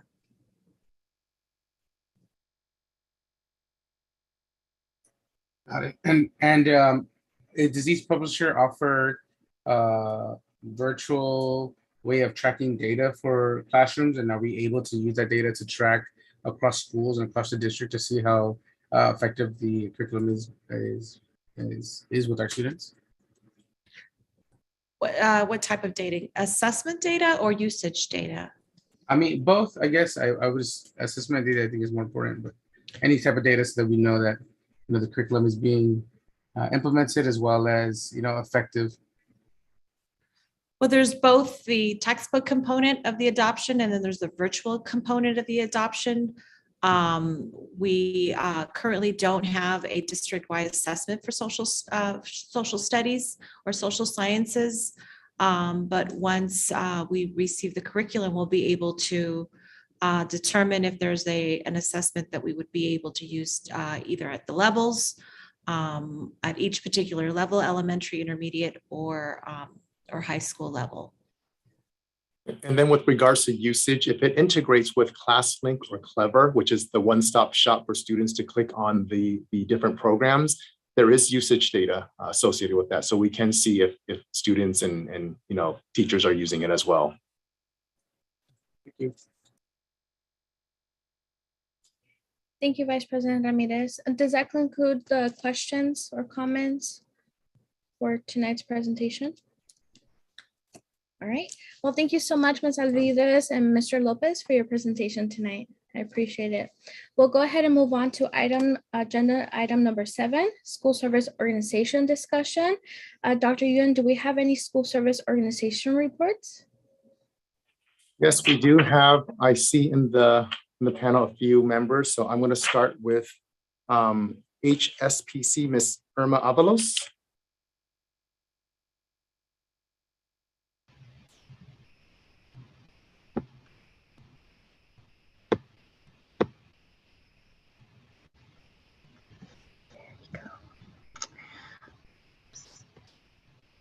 Good evening, President Gutierrez, members of the board, Interim Superintendent Mark Skvarna, Executive Cabinet, and members of the audience. My name is Irma Avalos, and I'm the Head Start Policy Council President. And I have the following program updates and recently approved items to share from our March 31st, 2022 Policy Council meeting. So first, we did share the enrollment numbers for Head Start. For Head Start, we are currently at the meeting, we were at 615. And for Early Head Start, we are at 32. And we are pleased to inform you that for our Early Head Start classes, we are fully enrolled. We also reviewed the January and February program summaries with fiscal expenditures for Early Head Start and Head Start, and which are consistent with projections. The current educational curriculum for March is recycling And so we received an overview on the importance of using play for early education and some tips that we could use with our children. Also, we reviewed the COVID guidelines and the federal mandates that remain in effect. And so masking for the Head Start program will continue. We also received an update on parent events and community resources. Also, we're excited that a parent delegation will attend the National Head Start Association conference that is coming up in May. We also got a report from the participants that attended the recent Parent Involvement Academy. We reviewed the self-assessment results and program improvement plan. Those were all reviewed with the members. And then we approved the hiring of 1 early Head Start teacher and 2 Head Start educational instructional assistants. And then finally, we had a guest speaker from Ultimate Health Services who provided information on the various services that are available to families. Our next regular PC meeting is scheduled for April 28th, 2022. Thank you for the opportunity to share this information with you, and let me know if you have any questions. Thank you, Ms. Avalos. Do we have any questions? No questions. Thank you so much. Have a great evening. All right, and next for PAC, we have Angelique Carrillo. Hello, good evening. It's Angelique Carrillo. I'm not sure what occurred in the spelling of my name this evening, but it's Angelique Carrillo. Good evening, President Gutierrez, members of the board, Superintendent Dr. Scrivana, and Executive Cabinet and distinguished audience. My name is Angelique Carrillo, and I am the Parent Advisory Committee Secretary reporting today for you. On February 15th of 2022 was our last PAC meeting where Dr. Mooney presented the new 3-year LCAP plan update and clarified some of the changes from the preview plan. He explained all 7 goals and answered questions from the audience. He also explained new goals that were added to the plan to increase the services to English learners, parent participation, and social emotional support in relation to COVID-19 for this year. In addition, Mrs. Velasco presented a presentation on foster youth. Yesterday's PAC meeting was postponed until May 17th to accommodate all the FPM reviewers, which chose time meetings during the week. For the first time since COVID-19, many MUSD parents attended Parent Involvement Academy, known as PIA, in person on March 11th. That was a great opportunity for parents from all of our schools to learn about a wide variety of subjects. We also participated in the CABE conference virtually that ended last Saturday. Thank you for your support in allowing parents to attend these conferences, and this concludes my report. Good night. Thank you so much. All right, and that concludes, I don't see anybody else here, so I believe that concludes our parent service organizations. Perfect. Thank you, Dr. Yuan. We'll go ahead and move on to item number 8, employee organizations. Dr. Yuan, do we have any employee organization reports? Yeah, so I'll just go down the list. The first one is CSCA, Ms. Marisol Rivera, President. Good evening, Madam President, Ms. Gutierrez, and members of the board and superintendent and cabinet. Just a couple of items want to let you know, we're celebrating this month of April of autism. And I just want to say, we have great staff throughout our district, our teachers, our classified employees that provide such a great service. I do want to say, Ms. Madrigal Uribe, thank you for always thinking of our special ed students as well as our classified employees that are always providing that service. Our bus drivers always providing that service to make their days continue. It's very important that we just continue to make sure that our students are given that opportunity, and especially in the special ed area. And our classifieds, our employees are doing it as well as with the smile of every day of our students. Just a couple of items to let you know. Also in the month of April, we're going to be celebrating our Administrative Professional Week on April 24th through the 30th. So, join me in celebrating all the contribution, our clerical staff from all the schools, our district staff that has provided a tremendous service, our payroll staff that continues to make sure every single employee gets paid from both ends, and obviously, they go above and beyond in providing those retro checks when it comes to providing them to our teachers or classified. And I just want to say kudos to them, because no matter what, they continue to do their job with a smile. Also, our finance people that continue to do paying our bills and everything, also with a smile. I'm just grateful that everybody as classified continues to do their job accordingly. And as it comes, working together makes a difference to let's make our district shine and continue to make it shine, really. Because as much as classified will try to provide that service, if we work together, all of us together, we would make this district where it should be at. In saying that, I just want to let you know, enjoy your break. It's going to be nice to take some time off, enjoy with your family, and have a nice evening. Thank you for all you do. All right, next we have MUSD POA, Corporal Tony Navarez.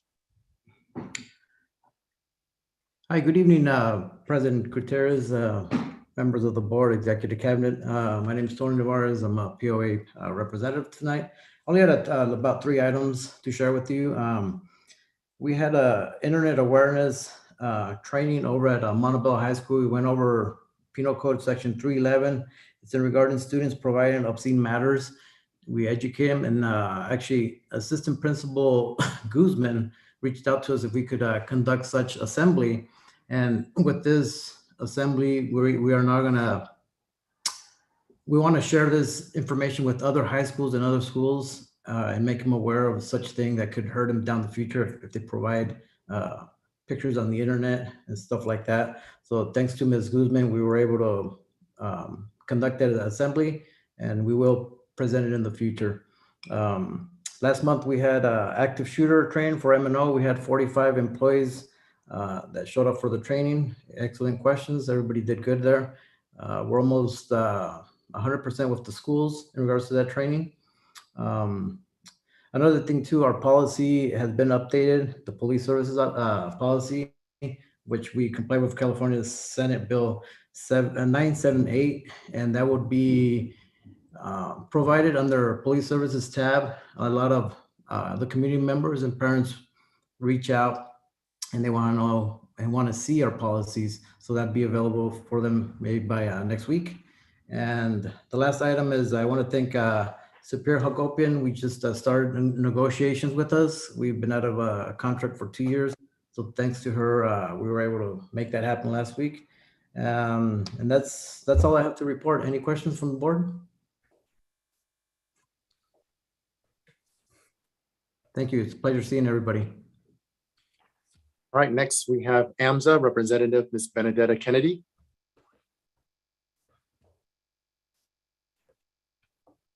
Thank you. Good evening, Board President Gutierrez, board members, Superintendent Dr. Scrivana, Executive Cabinet, and the MUSD family. My name is Benedetta Kennedy, and I'm the AMSA Adult School Representative. Dr. Angel Guyana, AMSA President, sends his regards as he was not able to attend today. AMSA does not have a report today, but AMSA would like to wish you and the MUSD family a wonderful time with your family during the spring break. Thank you for your support to the administrators, confidential, classified management, and supervisors. Thank you. Any questions? All right. All right, thank you. And then we have MTA, Mr. David Navarre, President. Good evening, everyone. Tonight you heard a moving presentation on community schools presented by Montebello High School Community Schools. I have had the privilege and pleasure to have been invited to volunteer at one of Montebello High School's community schools events and saw firsthand the incredible work they do. I oversaw the blankets department at their shopping spree prior, and since then I have visited their space many times and love seeing students and parents freely walk into what does feel like a community hub. The MHS Community School shows the promise and potential that a community school initiative I know I like Ms. Alvarez's word better. And let me restate that the Montebello High School Community School shows that the promise and potential that community school movement can have on addressing the underlying social economic barriers that contribute to the economic and academic achievement gap. Ms. Alvarez this evening has provided the data that starkly demonstrates the challenges our students and families deal with on a daily basis. This board in recent memory has debated what we need to do differently to maximize our results and to improve overall student academic success, to better prepare students for college and career, and to ensure the social economic well-being of our students. This board has asked, what can we do differently? Community schools are different. It is a paradigm shift that demands that we look at how we deliver education to our students in a profoundly different manner. It is different in its cohesiveness. It starts with assessing the needs and mapping the assets of our students, parents, and community.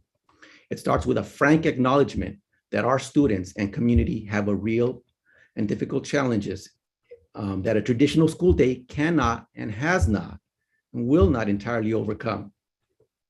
Equally important is an authentic appreciation of the assets our students and families have and bring with them every day. This appreciation of what our families bring must permeate every decision and interaction that we have with them. In simplest terms, it is respecting who they are. MUSD has applied for its own community schools grant, and by incorporating one of the pillars, collaborative leadership and practices, in the writing of this grant application, we have started off well. Dr. Garland invited me to collaborate with district administrators in the grant writing, and I appreciated the thoughtfulness, the spirit of collaboration, the team's willingness to listen and to put in long hours to make sure the grant reflected the transformative change we aspire to make.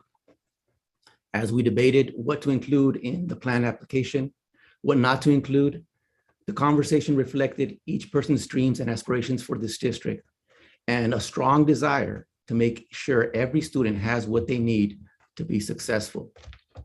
We agreed, and I hope that we all agree, that all four pillars are essential.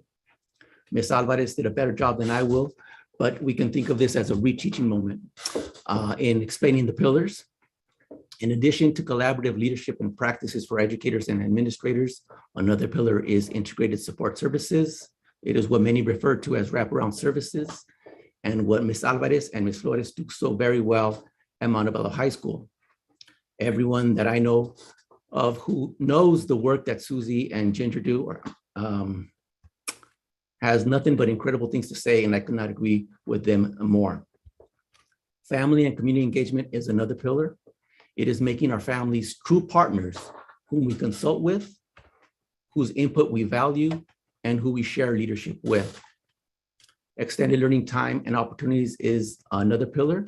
And I'd like to add to what Ms. Alvarez has already covered, in that it covers real world learning opportunities, such as project-based learning and internships.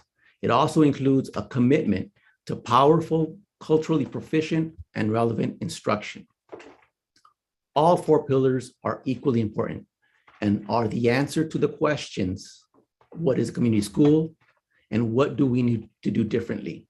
Tonight's presentation highlights the transformative power and energy of what a community school can do for our students and our community. MTA looks forward to working with all stakeholders as we expand community schools within our district. We are embarking on a difficult and slow road, but one that is worthwhile. It is about integrating many of the things we do in a systematic way. Ms. Alvarez ended with what's next in her presentation. Community schools is, like she said, a movement. We may not be quite where Montebello High School is, and we have many things to learn from Montebello High School. But for our purposes and our learning, I once again extend an invitation to the board and to all community members to attend our MTA's Building Community Schools Together presentation on April 26th at 4 p.m. via Zoom. The link is available on our website, montebelloteachers.org. You can find an electronic flyer there with an embedded link. Quisiera invitar a padres y a toda la comunidad a una presentación que tomará a cabo el 26 de abril a las 4 de la tarde, titulada Construyendo Escuelas Comunitarias Juntos a través de Zoom. Se puede encontrar el enlace en nuestra página web, montebelloteachers.org. Finally, I congratulate Montebello High School teacher and past MTA president, Lorraine Richards, who was honored as Woman of the Year this evening by Assembly member Christina Garcia. Also honored were current Bell Gardens High School honor student Michaela Rice and Bell Gardens High School alum Jocelyn Del Real. Congratulations to all of them. They make us proud. That concludes my report. Have a great evening, everyone.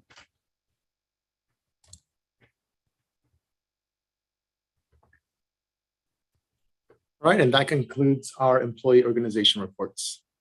Perfect. Thank you, Dr. Yan. We'll go ahead and move on to item number 9, Los Angeles County Office of Education. And I believe tonight we have Miss Francine Heim. Yes, good evening. I have no comments this evening. Thank you. Perfect. Thank you so much. Next on the agenda is item number 10, public comment. Legal counsel, do we have any written public comments? Yes, Madam President, we have 8 written comments. The first one is regarding co-location at Joseph Gascon Elementary.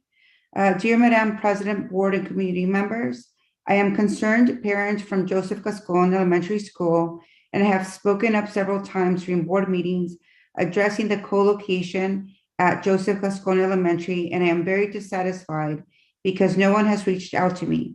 I have reached out to board members and I have not heard anything till this day.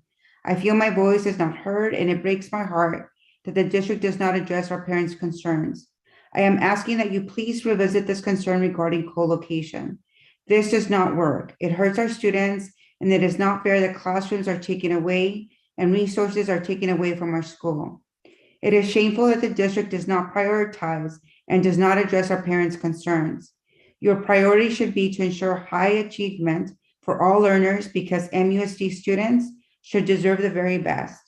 I would like that for future plans, as parents should be aware of what is going to happen, because I was never aware a KIPP school was approved inside my son's school. Thank you for your time, Diana Torres. The next comment is BGHS pool, to whom it may concern. I'm writing this email because I want to talk about the conditions of the pool at Bell Gardens High School. I am a student at BG High School on the water polo and swim team. I haven't been able to practice this week because our pool is down due to a gas problem in the girls' locker room. This isn't the first time we weren't able to practice in the pool at our own school. We are in need of a new pool. Our pool is old and in bad condition. We all love playing the sport. However, the pool being down constantly is an obstacle in the way. I wanted to write this email because I hope that something will be done about our pool. I enjoy aquatics, and I hope that we'll be able to keep practicing without having to worry about when our pool will go down again. Thank you again for your time and consideration. Sincerely, Brisa Ayala. The next one is regarding the same topic, Bell Gardens High School pool concern. Hello, I am a student from Bell Gardens High School. I am a water polo player and a swimmer. It has been a struggle having a pool that breaks down all the time. We know the district has the money to pay for a new one. You guys do have money, and I have even heard that we will get a new pool, but yet there's still no new pool. It sucks having to come to a school wanting to do a sport that you like, but then not being able to because of the conditions. There has been times where we have had to practice in dirty water. It doesn't even look like a pool sometimes. It looks more like a disgusting swamp. I hate having to swim in water like that. It's not fair how sometimes the money that you do have goes to unnecessary stuff. Our pool is something necessary, and we need a new pool as soon as possible. Thank you for your time, Perla de Leon. The next comment is pool issues.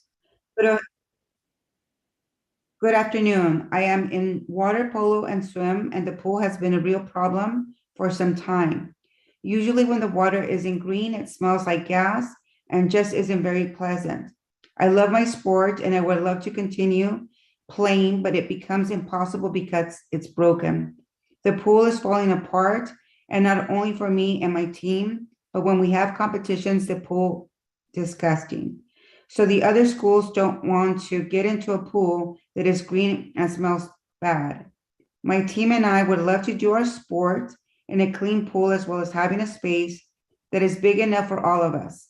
As long as the school is here and thriving, our team will be able to grow, but not if everyone has a problem with the green water that they are getting in every day. Thank you for your time. Bianca Romero, 9. Next topic, next comment, Bell Gardens pool. The pool needs fixing.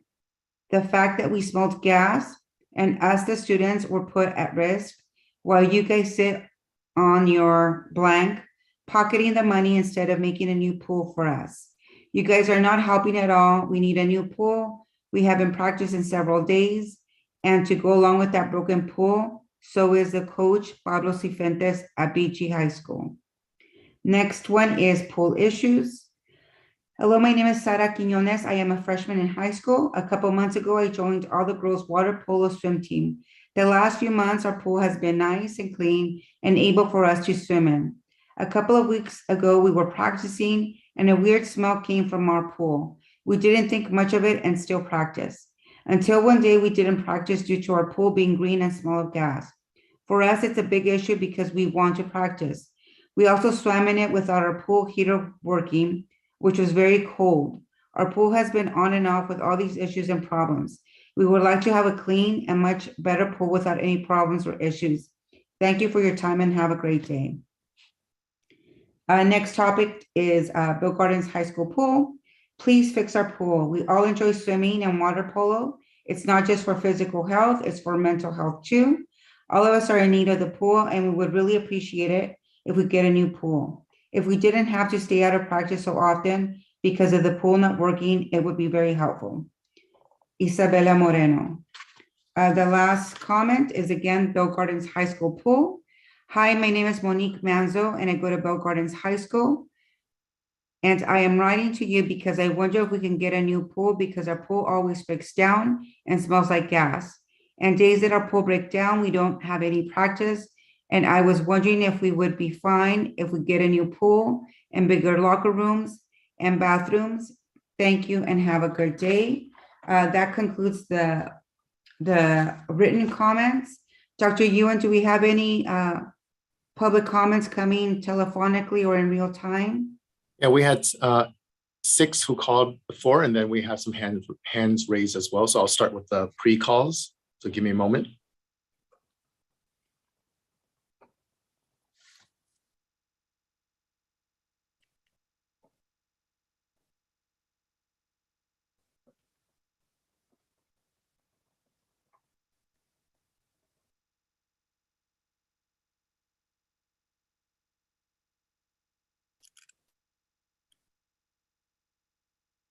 Hi, so our first public commenter is Anna Oriano, calling about a Schurr High School teacher.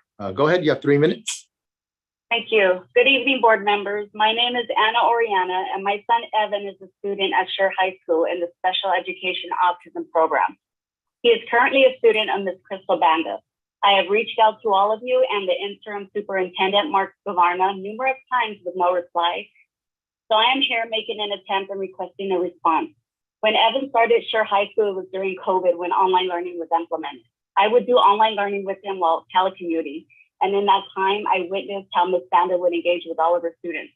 Online learning is difficult, but teaching special needs kids is even harder. Ms. Banda engaged with my son and succeeded in getting him to participate in class. She discovered his strengths and found a way to have my son thrive in this challenging setting. Every day, I witnessed her working hard to make sure Evan was learning to his fullest potential.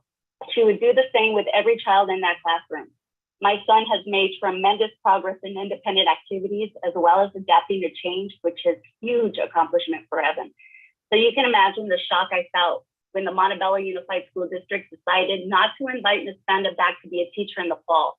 Ms. Banda has a bachelor's degree in child development, a master's in special education, and is currently working to complete her PhD in a dual credential in mild to moderate and severe disabilities. She is constantly evolving as an educator. So I am asking, why is the school district not trying to retain such a qualified teacher? Someone with her experience and background should be an asset to the school district. Schurr High School and our children in special ed. To not retain this teacher is a disservice to our kids. This decision feels very personal. Not only is this decision hurting my child and his classmates, it's also hurting my family and other families alike. It feels like the school district is giving up on our high school special needs kids. Our kids in high school are no longer considered early intervention age, and it feels like they are a second thought because they are almost aging out of the system. So retaining a high caliber teacher isn't a priority for our kids. High school is the last academic setting our kids will have to be able to thrive and learn to be a vital member of society. I feel this district has let the parents and students down. My fear is to witness Evan regress in all the accomplishments he's made based on a decision from this school district. My son loves going to school, and I have to credit that to Ms. Banda and her staff. My son is nonverbal, and I will advocate the best for him right now, and Ms. Banda is the best for him. So I ask, please reverse the decision and bring Ms. Banda back for the sake of the students and investigate why this decision was made in the first place. Thank you very much for your time. All right, next we have Anna Palomara calling about a special education teacher.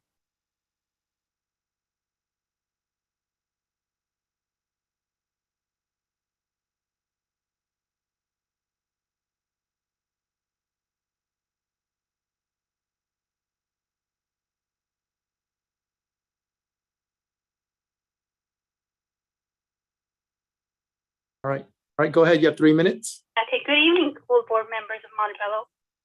My name is Anna Palomera. My daughter attends Schurr High School, and she's on the spectrum. And she attends special education class with moderate to severe disabled students. Her teacher is one of the teachers whose contract will not be extended. And we are really heartbroken. Throughout the pandemic, we have witnessed our daughter's teacher, Ms. Banda, meet all the challenges with remote learning. She has shown impressive resiliency, dedication as an educator. She has been exceptional in building personal relationships with students, knowing their individual needs. She has provided tremendous support during COVID. She has nothing but professionalism in and out of the classroom.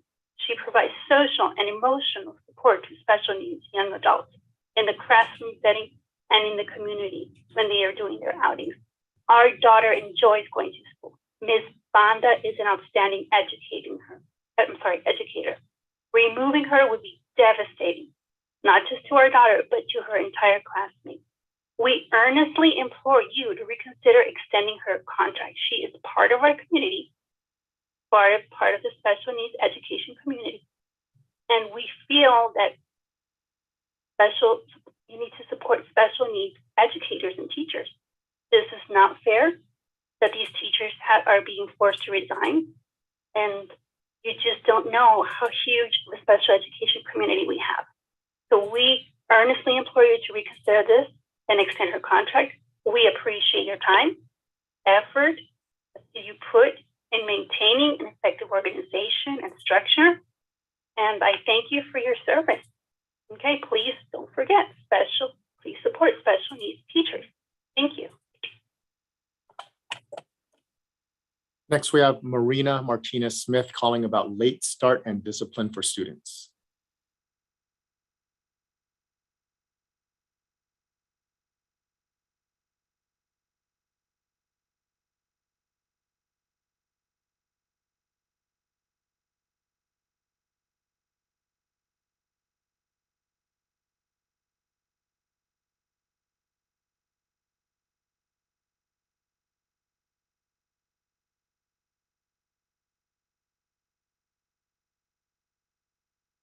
All right, go ahead. You have 3 minutes.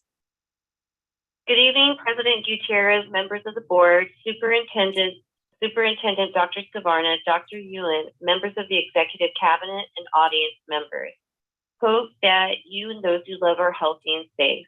I would like to congratulate Schurr Color Guard, who placed first at Southern California Invitational at Rancho Cucamonga High School. Congratulations to Stuart Trapani and Clarissa Banda for receiving the Honorary Service Award.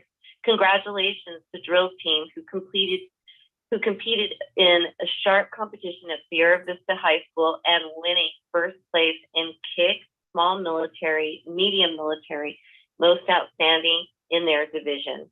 Congratulations to Galilea Garcia for winning 4th in her weight class at the National High School Wrestling Championship. We are Spartan proud of your dedication, commitment, and accomplishment.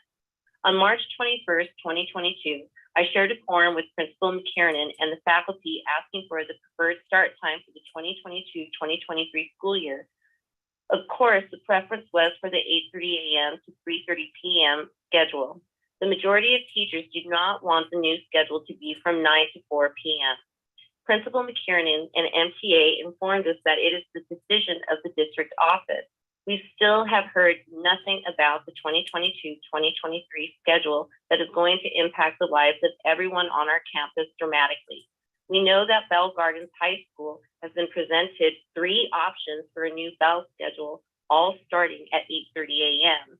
When will we learn our new bell schedule? This concern was also addressed by me at the last BOE meeting. It is my sincerest hope that our preference is heard and that preference is 8:30 a.m. to 3:30 p.m. Another concern for the teachers at Schurr High School is the master schedule for the 2022-2023 school year. We would like to know what we are teaching in the upcoming year prior to the end of the current school year. Already, we have lost opportunities to attend training because no one knows what they are teaching. We did not learn of our 2021-2022 schedule until 2 weeks before the start of school. How can we plan effectively if we are not told what we will be teaching the upcoming year? How can we live our lives effectively if we don't have timely and consistent pay?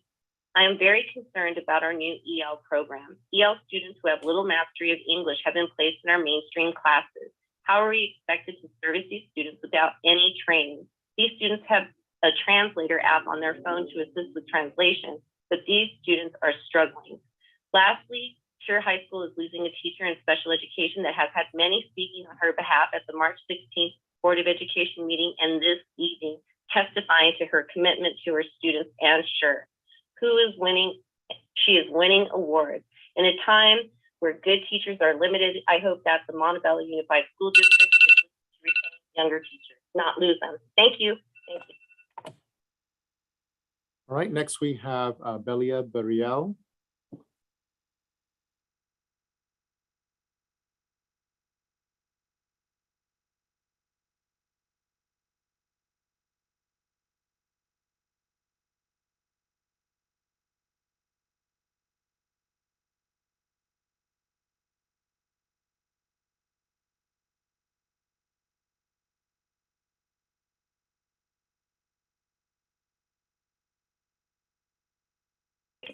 All right, go ahead. You have 3 minutes.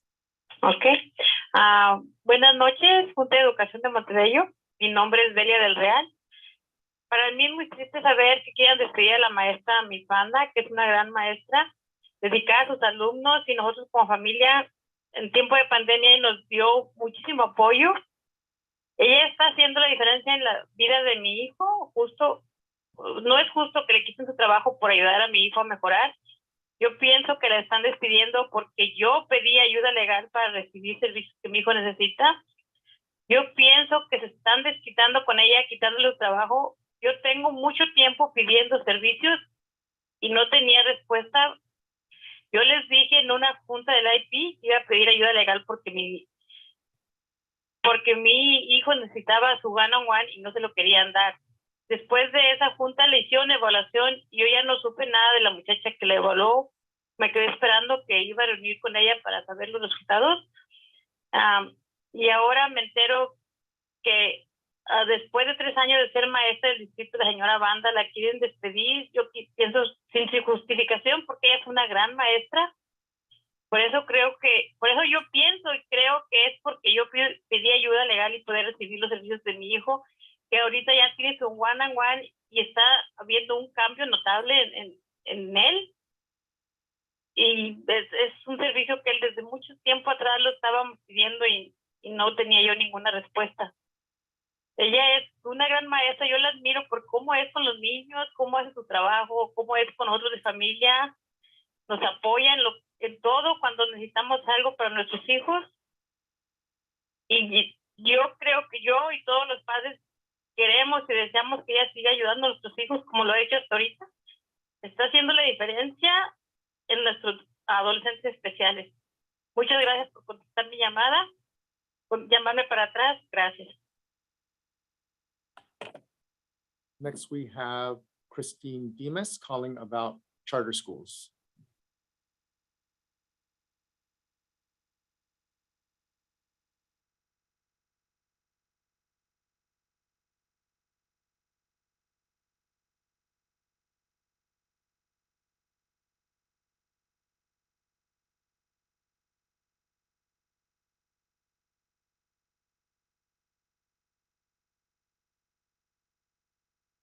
All right, go ahead. You have 3 minutes. Okay. Good evening, President Gutierrez, Board of Education, Superintendent Scarvana, Executive Cabinet, and MUSC community. My name is Christine Dean. Again, I'm here before you to request a charter school panel task force committee. It doesn't matter what you call it. Why does MUSC need one? Because the public and teachers and interested parties would like representation. The district offices unbelievably matter concerning charter schools. Did you know that Gaston Elementary School had a part-time principal since the beginning of the school year? And this is where a charter is co-locating. Did you know that the absence of this part-time principal allowed the DO to walk through with kids in order to look at other classrooms without even a polite notification to teachers and school personnel? Did you know that LAUSC has a charter school division? Did you know that there's a whole webpage dedicated to this charter school division? This is an easy request. All you need to do is publicly ask Dr. Scarvana if he can look into the benefits of a panel for MUSC. The fact that you have not requested this makes your inaction questionable. If this discussion is taking place behind closed doors, makes your actions questionable. This is a public request. Please have a public discussion regarding this request. Please act now. What can possibly be the holdup? Please do something tonight. I have not had the opportunity to discuss time charter. What can we do now to use the charter school laws to collect money from this charter? What can we do now to begin the process of removing charter from MUSC? I'm going to switch gears a little here. With the approval of the next $100 million Measure GS bond, what is being done about getting the CBOC to meet with quorum? There has not been quorum since 2019. This is not a good scenario for the business while the business office is starting the process of applying for adjournment. Please have this discussion in public so the public knows you're working on the matter. Also, I do not see a CBOC webpage. Also, it would be great to see a timeline or a schedule of what is happening with regards to the avenues that MUSC should be taking in order to proceed with the requested $100 million. This public, transparent with this one and make the topic at each board meeting. Thank you for your time. All right, and the final one for the pre-calls is Erica Estrada calling about co-location.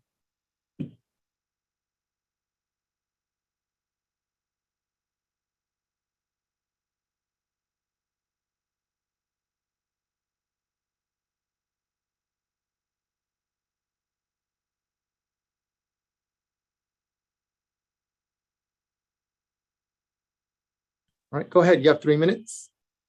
Okay, good evening, MUSD community.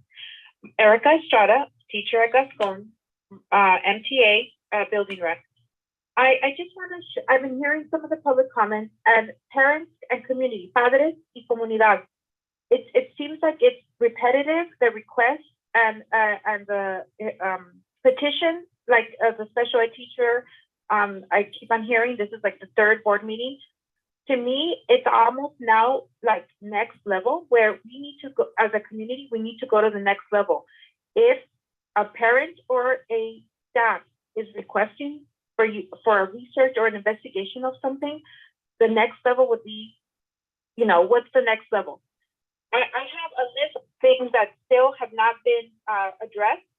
So number one, we still have not received confirmation of the address, location of this new KIPP school that's supposed to be built. Why is it a secret? Why can't we have an actual address? There is, permit problems that are going on over there in the city of Rosemead. We've asked for a copy of the rental agreement and we still don't have it. Where is this money going to? Why it's according to the minutes, it's $56,000 that KIPP has paid for co-locating at Gascon. Where is that money going? Is it being reinvesting in our students, in our community, Gascon community? Why there's a concern of evacuation in case of a fire or earthquake. 100 more kids in the 300 wing. We have 2 little tunnels to go into the playground area. What are we gonna do? We're in the back. We're in D building. So there's a lot of things that I feel like the district and just in general has not really looked into and considered. Again, this is the 4th, 5th, 6th time we asked for a MUSC charter school committee. Keep them accountable. Where is the money going? Do they have the numbers that they have? We always get a ballpark general number. Where are the actual numbers? So our next step here is LACO. LACO continues to approve these charter school petitions when in LAUSD they haven't been paying the rent. They're mismanaging their funds. There's just a lot of stuff. There's a tons of articles for us to read, to be cautioned and to be alarmed. We have almost close to 500 signatures in our change.org, teachers, retirees, parents from the Gascon and LA city community that are against not only this charter school, there's another one being built, Esperanza, just a few blocks away from Gascon. There's literally 10 on that line. So my question is, board members and district officials, if this was your son and daughter's school, would it be okay? Do I feel comfortable? Can I sleep at night knowing that my son or daughter's school is getting trampled by and losing funds and losing? So I'm sorry. The next. All right. Thank you. That's 3 minutes. Got it. Move on. All right. And then we have 6 hands raised in the attendees. So Mr. Jonathan, can you please give the mic to Jessica Zawal? Good evening. I want to take the opportunity to thank LACO and the LA County Board of Supervisors for bringing community schools to Montebello High School. Ginger Alvarez and Susie Flores have been amazing educational partners to help bring services to our school community. They have created a safe space for our students. They have earned the respect and admiration of our school community because they value collaboration, input, and feedback in order to create a school support system that uses shared decision-making to develop plans, create partnerships, and execute ideas to help our students and families. It is exciting to think that we have the possibility of expanding community schools in our district to aid in servicing the needs of our families. In the spirit of community, I also want to take the time to thank our parents who volunteer their time to serve in our parent groups, such as School Site Council, the English Language Advisory Committee, the Parent Teacher Association, etc. Many of our parents serve on the committees of multiple schools in order to serve our students. Their involvement is necessary and appreciated so they can help us create and evaluate programs that provide for the needs of our students and families so that they can increase their achievement. They also help us develop a deeper understanding of what students are feeling and communicating about school at home. Tonight, we have heard from several outstanding student voices. Now I want to tell you about Brian Chun. He is a future Bruin, congratulations, Brian, and has served as a student representative on the Montebello High School School Site Council for the past 4 years. He was elected by his peers each year. He has served as secretary for the past 2 years. Again, another elected position. He has never missed a meeting. He understands the importance of the role so much that he attended while participating in a track event. He made sure that he had his Chromebook and hotspot on hand to fulfill his responsibilities. He let council know that he might have to leave for a moment to run his event and he would be right back. Sure enough, this is what he did. This week, Montebello High School was one of the Title I programs that was being audited. The state auditor held many interviews with the parents, teachers, and administrators that support our Title I programs, and it is my understanding that Brian's outstanding participation was voiced over and over again. The state auditor wanted to know who wrote such detailed minutes. He said he felt like he was in the meeting and was impressed that it was our student representative who completed the task. School site council made sure that the auditor knew that Brian's input was valued when it came time to approve program needs and or expenditures. Brian is also one of our co-valedictorians this year at Montebello High School. He ran a second LA Marathon with Students Run LA a few weeks ago. Everyone who comes into contact with Brian is impressed with his determination and humility. I urge the board and the executive cabinet to go speak to students like Brian. They have a voice that needs to be heard by you and ideas on how we can better service the needs of our learning, the needs of the learning of our students. We are better together. Shared input, shared decision-making will help improve our program services and outreach throughout our district by allowing all educational partners to be seen, to be heard, and to be valued. Thank you. That was 3 minutes. All right, Jonathan, please give the mic to Veronica Viramontes. Hello. Hello, you have 3 minutes. Hi. Good evening, everyone. My name is Veronica Viramontes. My 2 daughters attend Gascon Elementary. I am disheartened to know that Superintendent Mark Scavarna has approved the co-location of KIPP in Gascon without even taking the time to address the concerns of parents or staff. I am saddened to see that my pleas of having this issue addressed in a formal meeting with staff and the community it is affecting has fallen on deaf ears. Has the attendance of KIPP been verified to see if they have the numbers required? Has anyone gone to Gascon to address the porta potties that are on the playground where my girls play and say that the smell is overwhelming? Have any of the issues brought up been looked at or addressed? I ask again, why was Gascon chosen for co-location, being that it is a higher enrollment than any other elementary school? Why overpopulate our school? If our school was not predominantly made up of low-income Latino parents, many of which have language barrier issues, would we have been in this discussion of co-location? It really makes me think. Let's use the space, which is not free, to lower classroom sizes instead of overpopulating Gascon. There are about 5 or 6 charter schools close within 10 blocks from Gascon. Why do we need another one there in co-locating in Gascon? Save our school, save our kids. They deserve a good education and they deserve to be in a school that they feel happy and free to be in. Also, the issue of traffic control and the morning drop-off, it is out of control and no one seems to be able to help. The principal says he has discussed it with the sheriff and the sheriff says it's out of our jurisdiction. It's Montebello Police. Then he calls Montebello Police and Montebello Police says, hey, it's out of our jurisdiction, it's the sheriff.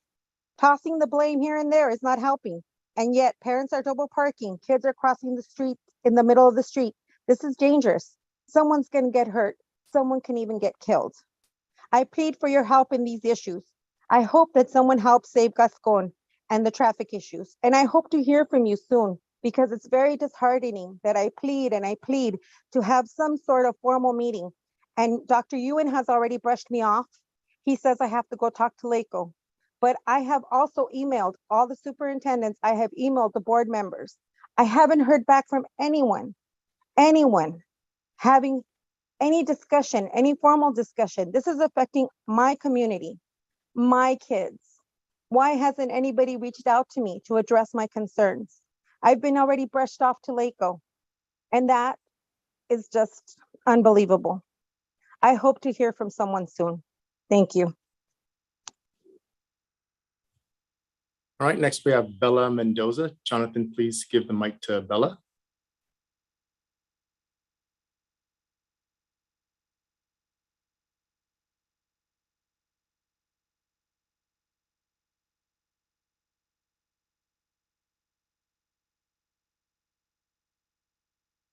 All right, Bella, you have 3 minutes and make sure to unmute yourself. Hello, everyone. My name is... Hold on, turn down your volume, please, on your computer. Okay, go ahead, China. Hello, my name is Perfect. Bea Sofia Mendoza. I am a kindergarten student, Gascon Elementary School. Please save my school. I do not like KIP in my school. They have bathrooms in the playground. That smell. The KIP students are rude to me. I want to be happy and safe and free in my school. I do not like KIP in my school. Please save my school.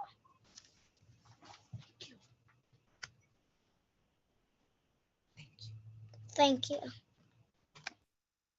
All right, thank you. Next, we have Julie Regalado.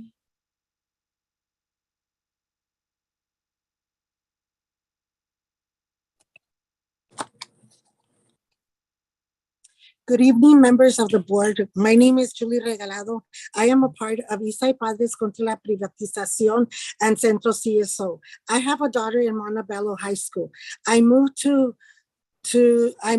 from East Los Angeles to Montebello because at the time, the Montebello School District was a charter-free district. I had seen the charter schools were making such a mess of the Los Angeles Unified School District and wanting my child to have the best possible education. But this past year, charter schools who are corporations to me have begun to co-locate in the MUSD district. There is two, one in Gascon Elementary and one in Montebello High. Co-location in public schools promote division and segregation. I ask the board members to stand with public education and start attending LACO meetings. Action is needed now. It is no longer enough for board members to just deny these charter corporations. It is vital for board members attend the LACO meetings to put a stop on charter growth and MUSD. Don't for 1 minute think that charter schools won't diminish public education. Take a look at LAUSD, saturated with charter schools in every corner, and slowly public schools are being closed, shut down. It is no longer acceptable for you as board members to hide behind Proposition 39, Proposition 13 as an excuse for not to do anything. I would advise the board members to look into AB 1505 and implement it in the MUSD. Please do your job, get involved, stand up with public schools. Thank you. All right, next we have Aurora Mendoza.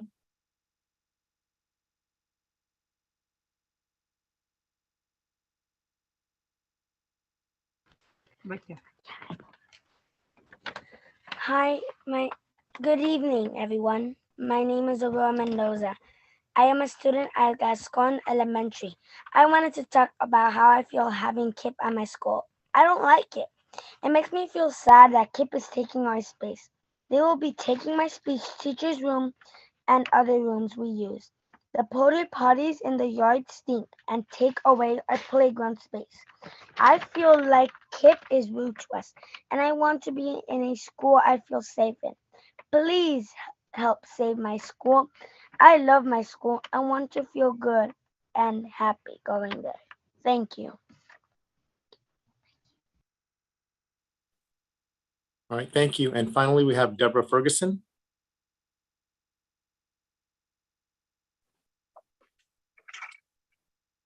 Good evening, board members, Dr. Scavarna, executive cabinet, and community members. I'm a little confused. I'm not understanding why we're talking about community schools and the importance, and that's the direction that we want to head. Yet we're completely ignoring community members' comments. I, as a special education teacher at Schurr High School, have had the opportunity not only to visit, to sub, to collaborate with Crystal Banda, and I'm appalled that we would even consider not rehiring her. You had to have heard by now from virtually every parent of the students in her classroom. She just received the Honorary Service Award at our school, and to even think of not rehiring her is not acceptable. So I'm surely appreciating that you would review that decision and reverse that decision immediately. Thank you. All right, that concludes the attendees in Zoom, and I also don't have any live calls on the telephone line. Perfect. Thank you, Dr. Yuan. At this time, we'll move on to item 11, discussion action items. 11A, resolution number 26, 2021-2022, authorizing electronic meetings of the governing board of education during a state of emergency pursuant to education government code section 54953E. I would like to call on legal counsel. Yes, thank you, Madam President. Before you tonight is a resolution reaffirming the state of emergency and findings to allow the governing board to continue to meet electronically in accordance with AB 361 for the next 30 days. The last resolution was approved on March 15, 2022.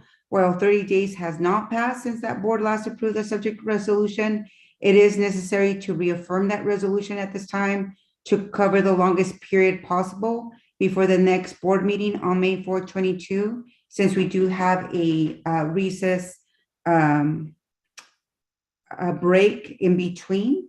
Accordingly, it is the recommendation that the board approve and ratify the following motion: that the Board of Education approve resolution number 26, 2021-2022, authorizing electronic meetings of the governing board of education during a state of emergency pursuant to government code section 54953 subsection E. The resolution would make the determination necessary to invoke AB 361 and would allow the governing board to meet electronically for the next 30 days. A resolution reaffirming the emergency and findings was approved by the board on March 16, 2022. While 30 days has not passed since the board last approved the subject resolution, it is necessary to reaffirm the resolution at this time to cover the longest period possible under the parameters imposed by AB 361 before the next board meeting on May 4, 2022. In order to continue to meet electronically beyond that time, the board would need to reaffirm that the emergency continues to directly impact the ability of members to meet safely in person. Accordingly, that is the motion. Thank you, legal counsel. Is there a motion to approve this item? Motion. Is there a second? Second. Okay, let's do a roll call vote. Vice President Ramirez? Aye. Clerk Cabrera? Aye. Board Member Magaña? Aye. Board Member Uribe? Aye. And an aye for me as well. That motion is carried. At this time, we are going to consider item 11B, approval resolution number 27, 2021-2022, National Foster Care Month of May 2022. I would like to call on Dr. Garland. Good evening, Madam President, members of the board, Dr. Scarvana, fellow cabinet members in our community. It's my honor to bring forward resolution number 27, National Foster Care Month for May 2022. National Foster Care Month is an initiative of the Children's Bureau. Each May, we take time to acknowledge foster parents, family members, volunteers, mentors, policymakers, child welfare professionals, and other members of the community who help children and youth in foster care find permanent homes and connections. We use this time to renew our commitment to ensuring a bright future for our children and youth in foster care and celebrate those who make a meaningful difference in the lives. We currently have 119 students in foster care, and we provide multiple resources such as tutoring, school supplies, personal hygiene, transportation, and mental health services. I want to acknowledge Ms. Norma Velasco, who's with us tonight, the administrator who oversees the foster youth program in Montebello, and thank her for her dedication and care that she provides to our foster youth and their families. And I will pass it back to you, Madam President, to read the resolution.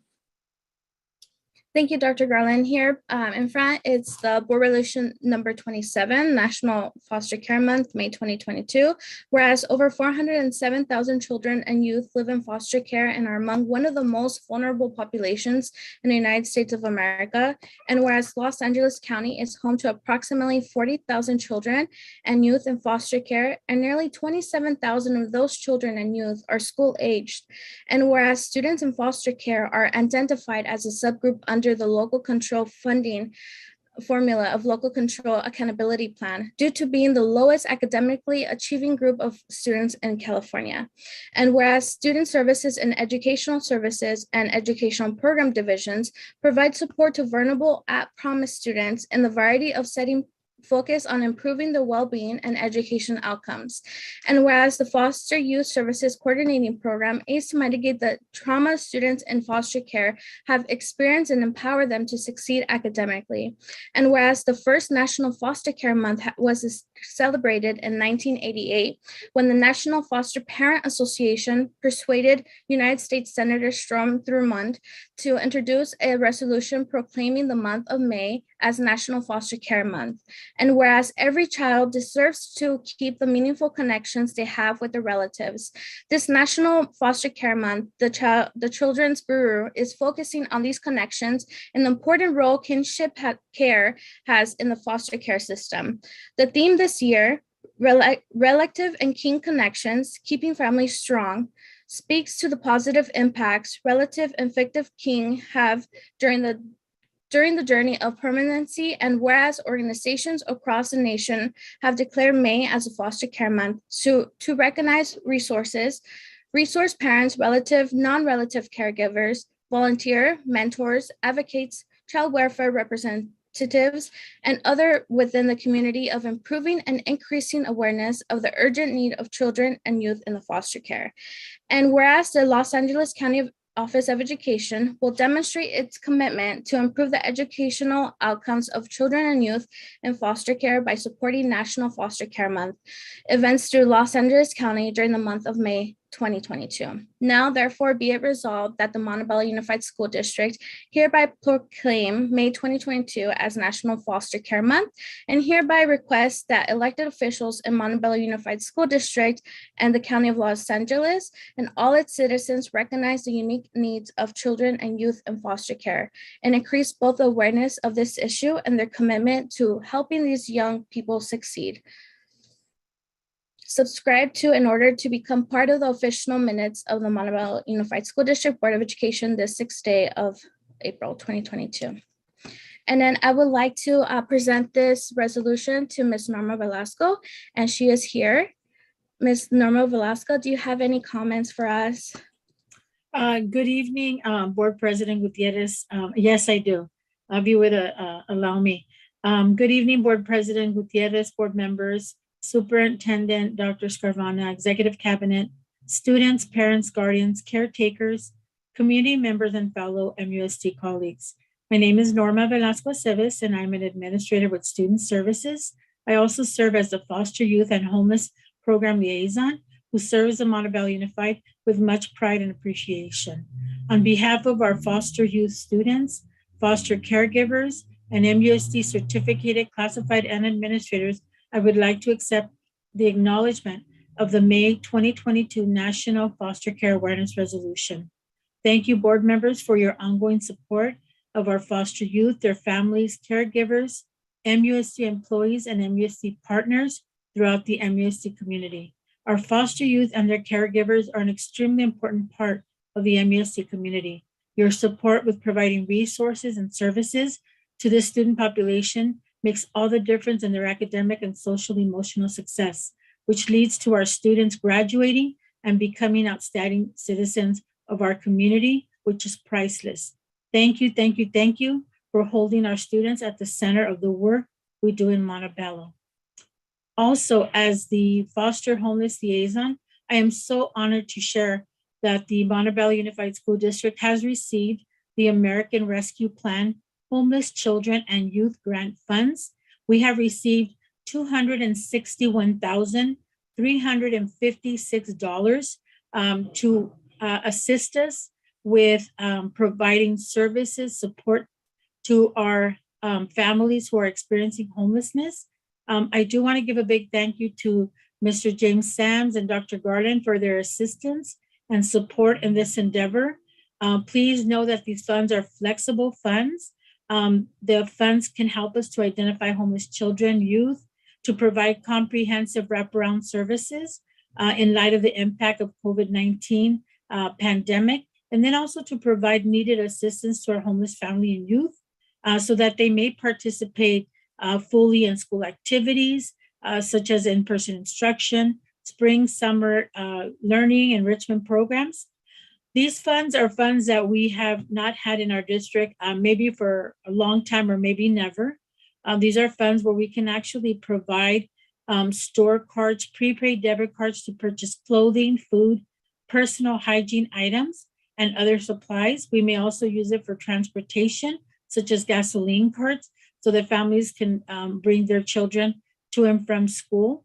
We're also able to pay for short-term temporary housing, such as motel vouchers. We're in the process right now of creating a couple of needs assessments so that we are able to evaluate the immediate needs of our students and families. We're also working with the finance department to work on the specifics to begin spending the funds. We do have until September 20th, 2024 to use the funds. And again, I want to thank everyone for your attention, continued support. May you have a restful and peaceful evening. And if I may answer any questions or if you have any comments at this time, I would really appreciate it. Thank you. Thank you so much, Ms. Velasco. Go ahead, Board Member Uribe. You have your hand up. Ms. Velasco, Dr. Garland, Mr. Sams, and to all of our student service team, I just want to thank you for what you do for our At Promise youth. Ms. Velasco, anytime that I have questions regarding our foster youth and support services, you're always the person that has been able to answer them and just give me such an elaborate response as far as how we support our youth. And I want to thank you because you have that passion, you have that drive, you have that, empathy, everything that we need in a leader to help our students. And, I just want to thank you from the bottom of my heart. Thank you to all of our student services team. I really appreciate you. And I'm glad that we're bringing awareness to this vulnerable population and just, coming to the table as leaders, as educators to see how we can support our students and, their unique needs. So thank you so much. Thank you. Thank you, Board Member Uribe. Anyone else have any comments or questions for Ms. Velasco?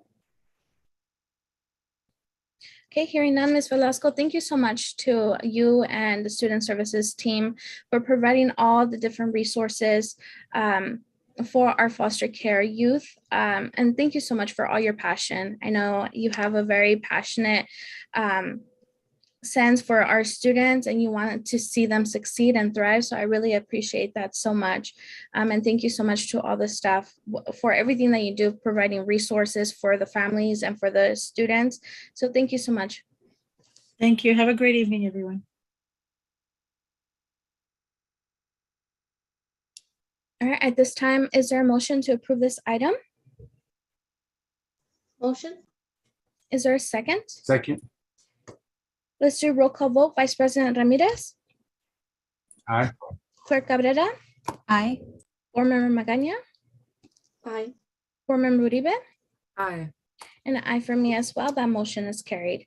Next, at this time, we are going to consider item 11C, approval resolution number 28, 2021-2022 of the Board of Education of Montebello Unified School District, requesting the Board of Supervisors of the County of Los Angeles to establish a tax rate for bonds of the district expected to sell during fiscal year 2022-2023, authorizing superintendent of his designee, to provide estimated debt service for said bonds to officials of the County of Los Angeles and authorizing other necessary actions. I would like to call on Mr. Ellingson.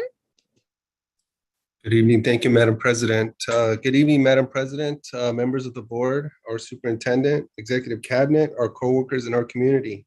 The district intends to issue its second series of Measure GS bonds during fiscal year 2022-23. The Board of Education is requested to approve the resolution requesting the Board of Supervisors of the County of Los Angeles to levy tax payment of such Measure GS bonds during fiscal year 2022-23. I recommend that the Board of Education approves resolution number 28, 2021-2022 of the Board of Education of the Montebello Unified School District requesting the Board of Supervisors of the County of Los Angeles to establish a tax rate for bonds of the district expected to be sold during fiscal year 2022-23, authorizing the superintendent or his designee to provide estimated debt service for said bonds to officials of the County of Los Angeles, and authorizing other necessary actions.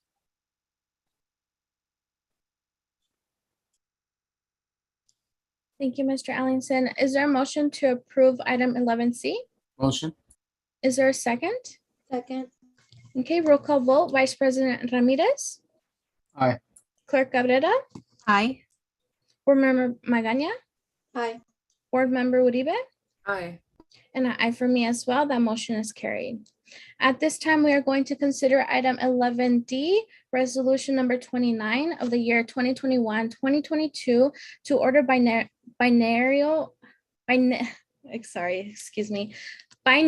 governing board election. I would like to call on Dr. Skavarna.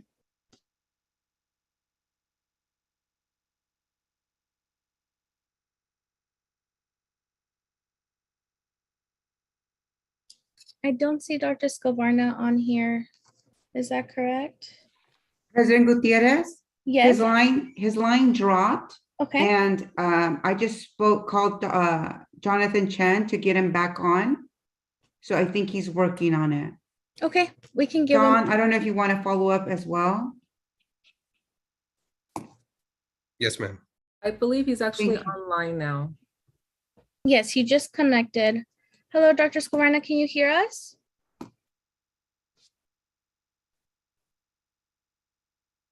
Dr. Skavarna, are you there? Can you hear me now? Yes, we are in 11D, resolution number 29.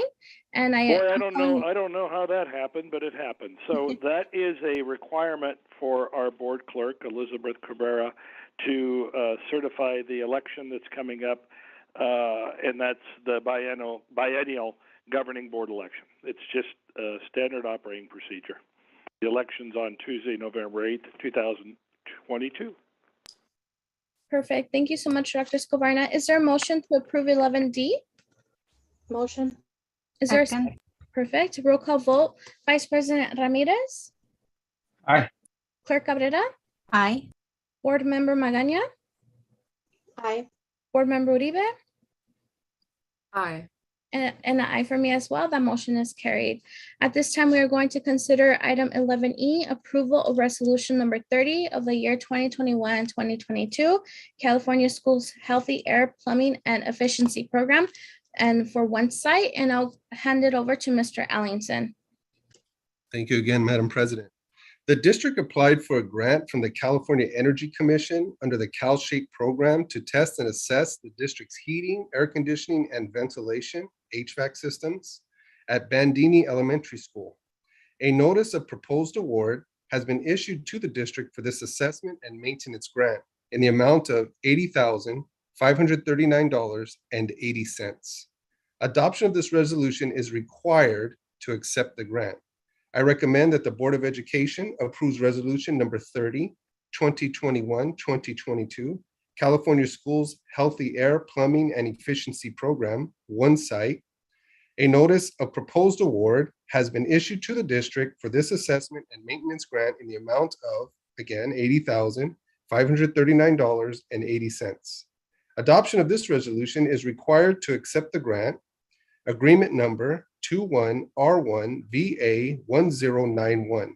The district will have 2 years to complete the project after the grant award is received from the state. No cost to the Montebello Unified School District. The agreement will be on file in the procurement office. Thank you. Thank you, Mr. Ellingson. At this time, is there a motion to approve 11E? So moved. Is there a second? Second. Roll call vote. Vice President Ramirez, Aye. Clerk Cabrera, Aye. Board Member Magaña, Aye. Board Member Uribe, Aye. and an aye for me as well. That motion is carried. At this time, we are going to consider item 11F, ratification of Assembly Bill 1200, AB 1200, public disclosure, the document regarding the costs associated with the collective bargaining agreement between the Board of Education of Montebello Unified School District, MUSD, and the California School Employees Association, CSEA. I would like to call on Mr. Ellington. Thank you again, Madam President. In accordance with the requirements of AB 1200, personnel have prepared and submitted to the Los Angeles County of Education the public disclosure document regarding the costs associated with the collective bargaining agreement between the Montebello Unified School District and the California Schools Employee Association. I recommend ratification that the Board of Education of the Montebello Unified School District ratifies the AB 1200 public disclosure document, which was attached in the upload, regarding the costs associated with the collective bargaining agreement between the Montebello Unified School District and the California School Employees Association. The term of the agreement provides, effective July 1, 2020, all classified salary schedules will be increased by 1% ongoing. Thank you. Thank you, Mr. Ellingson. Is there a motion to approve item 11F? So moved. Is there a second? Perfect. Thank you. Roll call vote. Vice President Ramirez, Aye. Clerk Cabrera, Aye. Board Member Magaña, Aye. Board Member Uribe, Aye. and an aye for me as well. That motion is carried. At this time, we are going to consider item 11G, ratification of tentative agreement between Montebello Unified School District, MUSD, and the California School Employees Association, CSEA, and its Montebello chapter 505. I would like to call on Ms. Hakopian. Good evening, Board President Gutierrez, esteemed board members, Superintendent Dr. Scavarna, MUSD leadership, and community participants. This is actually a close follow-up to what Don Ellingson just shared. The Montebello Unified School District, MUSD, and California School Employees Association, CSEA Chapter 505, agreed to enter into a tentative agreement that shall resolve the 2020-2021 reopener negotiations. The tentative agreement was ratified by CSEA membership on March 3rd, 2022, with an 87% yes vote, and is hereby presented for ratification by the board. Per the tentative agreement, Article 6, wages, effective July 1st, 2020, all classified salary schedules will be increased by 1% ongoing, no later than 90 days from board approval. Retroactive pay back to July 1st, 2020 shall be paid and warrants shall reflect the new pay rate. The district and CSEA Montebello 505 agree that the CSEA Montebello 505 bargaining unit shall receive the benefit of any favorable upwardly adjusted salary and health benefit compensation package, which the district grants to other bargaining units or unrepresented groups with respect to the duration of the contract. The remaining subsections shall remain status quo. Los Angeles County Office of Ed 5405, Bulletin 5405 provides that per Assembly Bill 1200, the public disclosure form, along with a copy of the tentative agreement, must be submitted to the county office for review at least 10 working days prior to the date on which the governing board will take action on the tentative agreement. I recommend ratification of the tentative agreement. Thank you. Thank you, Ms. Hakopian. Is there a motion to approve 11G? Motion approved. I heard two. Okay, perfect. Thank you. Roll call vote. Vice President Ramirez, Aye. Clerk Cabrera, Aye. Board Member Magaña, Aye. Board Member Uribe, Aye. and an aye for me as well. That motion is carried.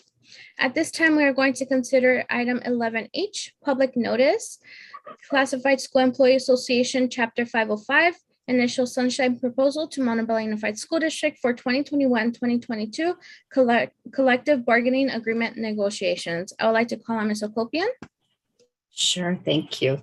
Section 457 of Article 8 of Chapter 10.7 of the CS California Government Code requires that the Board of Education adopt its initial sunshine proposal to employee organizations at a public meeting prior to the start of negotiations. Negotiations with the California School Employees Association, Chapter 505, will not take place on any of the sunshine proposals until reasonable amount of time has elapsed after their submission to enable the public to become informed and to allow the public the opportunity to express itself regarding the sunshine proposals at a meeting of the public school employer. A representative of the California School Employees Association, Chapter 505, herewith presents the governing board with the association's initial sunshine proposal for collective bargaining agreement negotiations for the 2021-2022 fiscal year. Specifically, proposed amendments are for Article 6, wages, Article 7, safety and health, and Article 17, effects of layoffs / reduction of hours. I recommend adoption of the sunshine proposal. Thank you. Thank you, Ms. Hakopian. Is there a motion to receive this item? Motion. Is there a second? Second. Thank you. Roll call vote. Vice President Ramirez. Aye. Clerk Cabrera. Aye. Board Member Magaña. Aye. Board Member Uribe. Aye.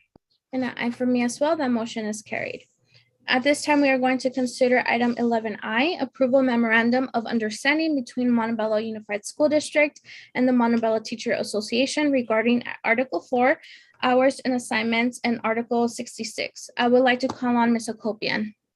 Thank you, Board President Gutierrez. The Montebello Unified School District and Montebello Teachers Association met to discuss Article 4, hours and assignment, as well as Article 16, leaves, and have agreed to the following modifications.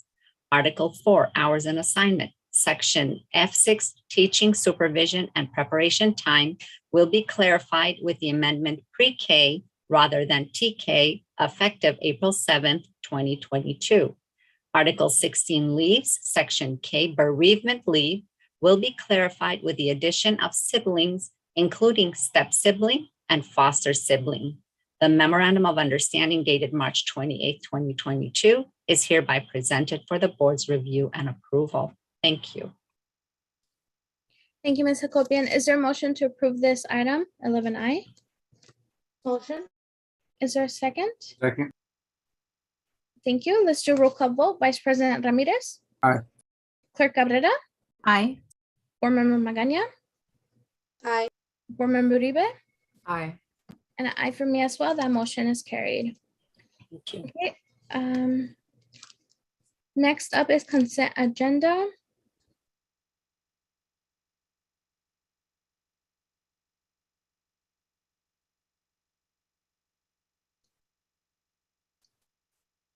Okay. Give me 1 second. Are there any items to be pulled from this consent agenda for further discussion or action? Okay, hearing none, do I have a motion and a second for approval of the consent agenda as presented? Motion. Second. Awesome, thank you. Roll call vote, Vice President Ramirez. Aye. Clerk Cabrera. Aye. Board Member Magaña. Aye. Board Member Uribe. Aye. And an aye for me as well. That motion is carried. Okay, we'll move on to board reports. Okay, I would like to start off with Vice President Ramirez. Good evening, everybody. No. Thank you. Clerk Cabrera, any reports? Just a quick one. Buenas noches, everyone. I hope everyone's doing well. I want to start off by congratulating all of the seniors who have received acceptances. I know that now is the time to, figure out where is it that I want to spend, the next few years of my life. And so just really, wanting to send you positive energy as you think through that. Think about best fit, think about that financial aid. And I'm sure that whichever decision you end up making is going to be the best for you. A los padres, ya sé que si tienen estudiantes que aplicaron a universidades, ya saben a qué escuelas fueron aceptados. Es un gran paso y una gran decisión, así es de que los motivo a que los ayuden a tomar la mejor decisión y que tal vez signifique que se van a ir un poquito lejos de ustedes. Sé que es un poco difícil, muchos nervios alrededor de eso. En mi familia y yo vivimos eso, pero recuerden que sus hijos pues, van a retomar una nueva etapa de su vida. Así es de que mucha energía positiva a todos ustedes mientras de que toman esta decisión. In terms of, just updates, I would really love an update on the Bell Gardens High School pool, and then also just a plan on how we're gonna make sure that everyone's informed on what's happening with that. I just want to make sure that especially our students, right, which are being directly affected by it, know what's happening. And so, Mr. Ellingson, if I could get some updates on that, that would be great.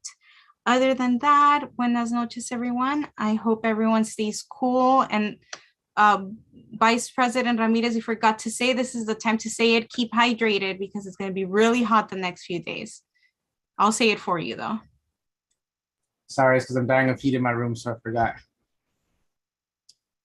Yes, I can completely relate to that. Up next, I would like to call on Board Member Magaña. Thank you, Madam President. Good evening, everyone. Thank you to everyone that called in today. We do appreciate your feedback and your perspective on a lot of the items. I think that there is a lot that needs to be discussed. I think that there is a lot of information that needs to be related over to our community members and to try to understand a little more of what is happening in regards with the charter schools, where the board stood with the entire charter school issue. And I think that that's something that is being currently worked on. So I do hope that we can relay all that information to our community members, as it is important that they are well informed of everything that is happening in the district, just about everything, not just the charter schools, but especially about the charter schools. I also wanted to share that I was able to attend a women empowerment luncheon hosted by Dr. Monica Sanchez. And we were able to invite some of the young ladies from our district. Every high school sent at least one or two of their young ladies to participate, and it was amazing. We had great feedback. They learned so much about finances. They learned about etiquette. They learned about reaching for their goals and what it's like to be a woman in a position of professionalism or empowerment. So they were able to speak to a lot of mentors there, and it was a great experience. Also, that's pretty much it for tonight. Y en español, muchas gracias a todos los padres que participaron. Muchísimas gracias, especialmente a aquellos que hablan, que tienen la dificultad con el idioma. Muchísimas gracias por hacer el esfuerzo de participar, de comentar a sus opiniones. Sepan que los estamos escuchando, que los entendemos, que apreciamos mucho su perspectiva y que les pido que por favor sigan participando y muchísimas gracias. Board Member Uribe. Good evening, everyone. So I actually have quite a few things to share, and I have a lot of notes. But first, I want to acknowledge the Gascon staff that's been commenting. Also, I want to acknowledge the Gascon parents. Last week, the superintendent and I did do a walkthrough at Gascon. We spoke to the principal, we spoke to teachers, and we wanted to see what it looked like. What are these students living? What does it look like for the people that are there on the daily? And for me, we do have a local representative, and it's heartbreaking to see the amount of space that will be taken from our students. That is a very large elementary, and having them not have a space where now it's raining and there's classrooms that they used to use, and now they're standing under any type of protection from the rain. It's just heartbreaking. So I do ask our Lake representative that we have this evening to please sit down and also speak to our stakeholders, because Montebello Unified Board did not want this for our community. This was a decision that we said no on. We're very vocal at LACO meetings, voicing our concerns and our issues. And unfortunately, it fell on deaf ears. But I want to acknowledge the fact that, we are there. Dr. Escobar, our superintendent, was able to see what's going on. And, just as a board member, as a parent myself, I wasn't very pleased with it. So I just want to acknowledge that and know that your comments, your concerns are not falling on deaf ears. Another thing I also want to just bring awareness to is President Rivera, CSCA president, brought awareness to autism, which is Autism Awareness Month. And the theme of 2022 is inclusive quality education for all. So as I think of our curriculum adoption, I think it's just important for us to be very mindful of, our students with special needs. And, this month I encourage us to share stories, provide opportunities to increase understanding as well as acceptance of people with autism, and also just fostering a worldwide support for this population and for all of our special needs population. And lastly, Easter is coming, spring break is coming. So I wrote a little prayer, and I hope it's okay if I read it. Lord, the resurrection of your Son has given us a new life and renewed hope. Grant us wisdom to know what we must do, the will to want to do it, the courage to undertake it, and the perseverance to continue to do it, and the strength to complete it. In Jesus' name, amen. And that concludes my board member comment. Thank you. Next, Dr. Scavarna, do you have any reports?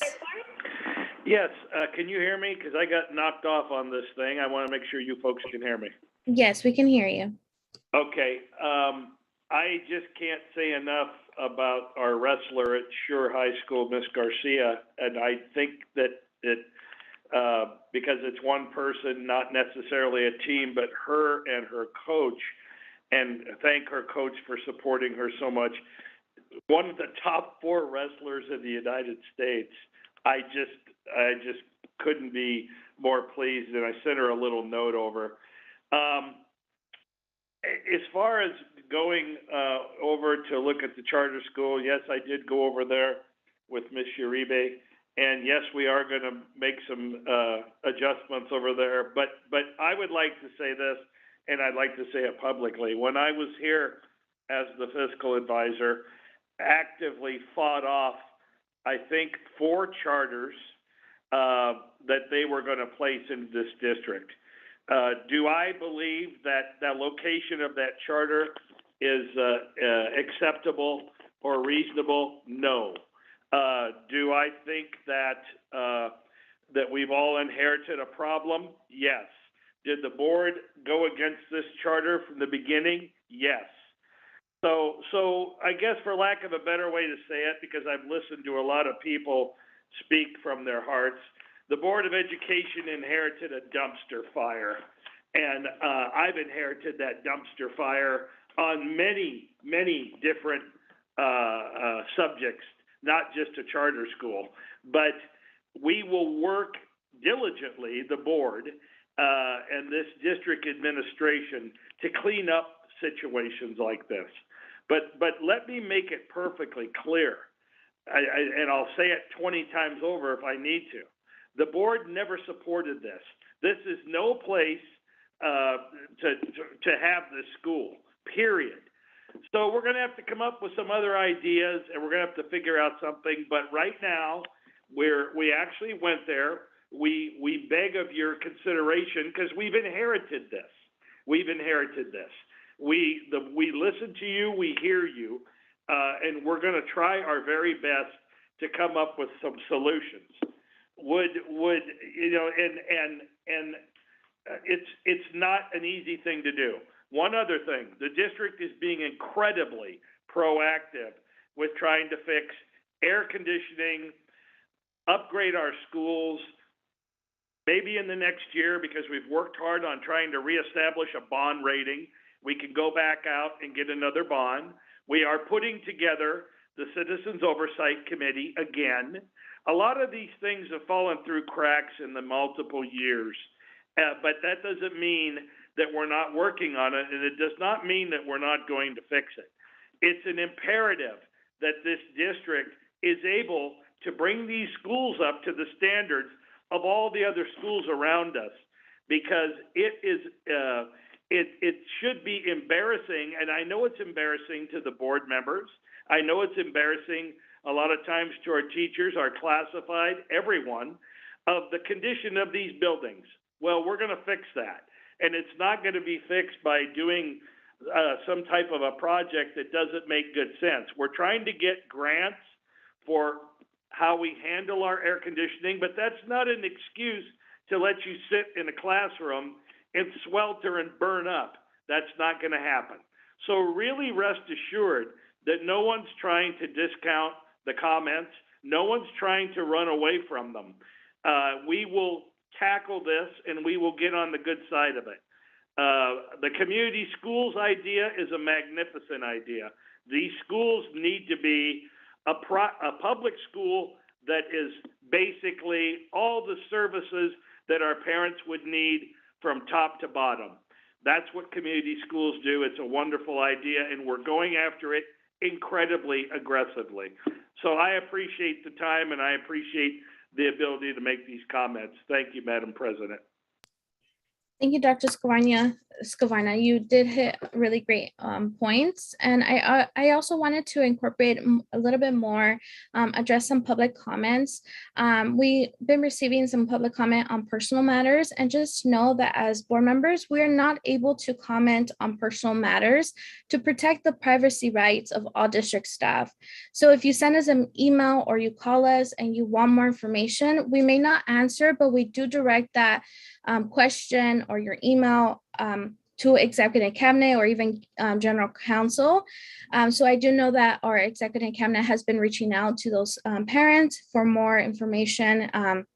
So I just wanted to address that. It's not that we're not trying to answer, it's just that we cannot comment on personal matters.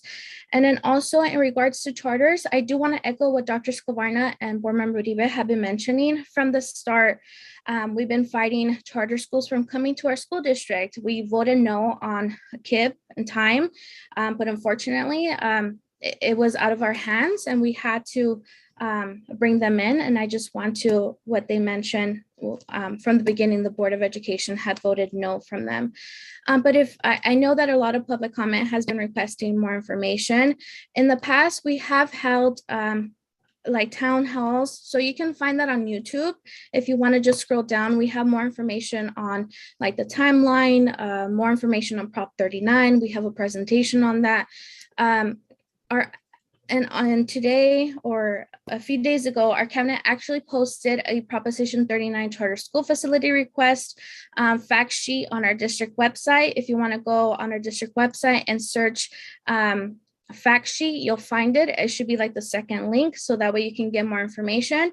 And I just want you to know that our executive cabinet is working with our Gascon community and our teachers to get those questions answered and to make sure that we're providing the best for our students and to making sure that we're abiding by our Prop 39.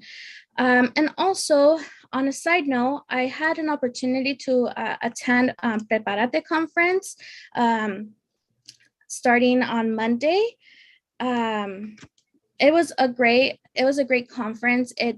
It was really tailored to our Latinx community on helping them going to college, helping bridging communities together, incorporating our California State Seal of Biliteracy programs, a lot of information about our first gen communities, different information about the future for the big future, also more about SEL growth in our unrepresented communities.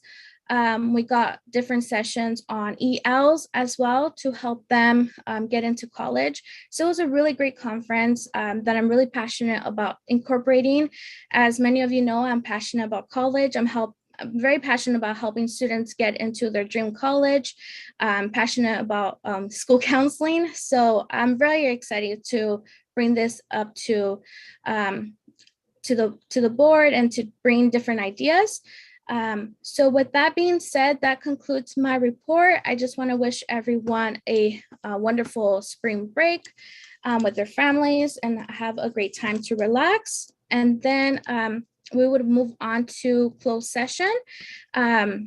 At this time, I would like to have a motion and a second to recess into closed session. So move. Is there a second? Second. Awesome. Can I do a roll call vote? Vice President Ramirez? Aye. Clerk Cabrera? Aye. Board Member Magaña? Aye. Board Member Uribe? Aye. And an aye for me as well. That motion is carried. Thank you. We'll recess into closed session.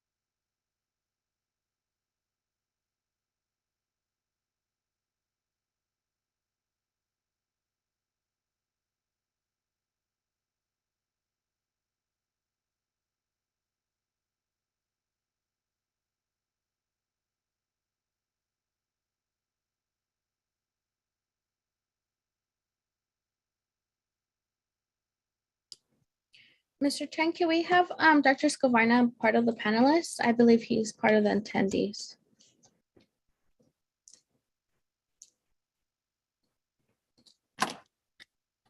Thank you. Thank you. Of course. All right, I would like to reconvene this meeting. It is 9:38 p.m. I would like to reconvene this meeting and call it to order. Let me see who is present. Vice President Ramirez. Present. Clerk Cabrera. Present. Board Member Magaña. Here. Board Member Uribe. Present. I am present as well. Legal counsel, can you please provide a closed session report out? Yes, thank you, Madam President.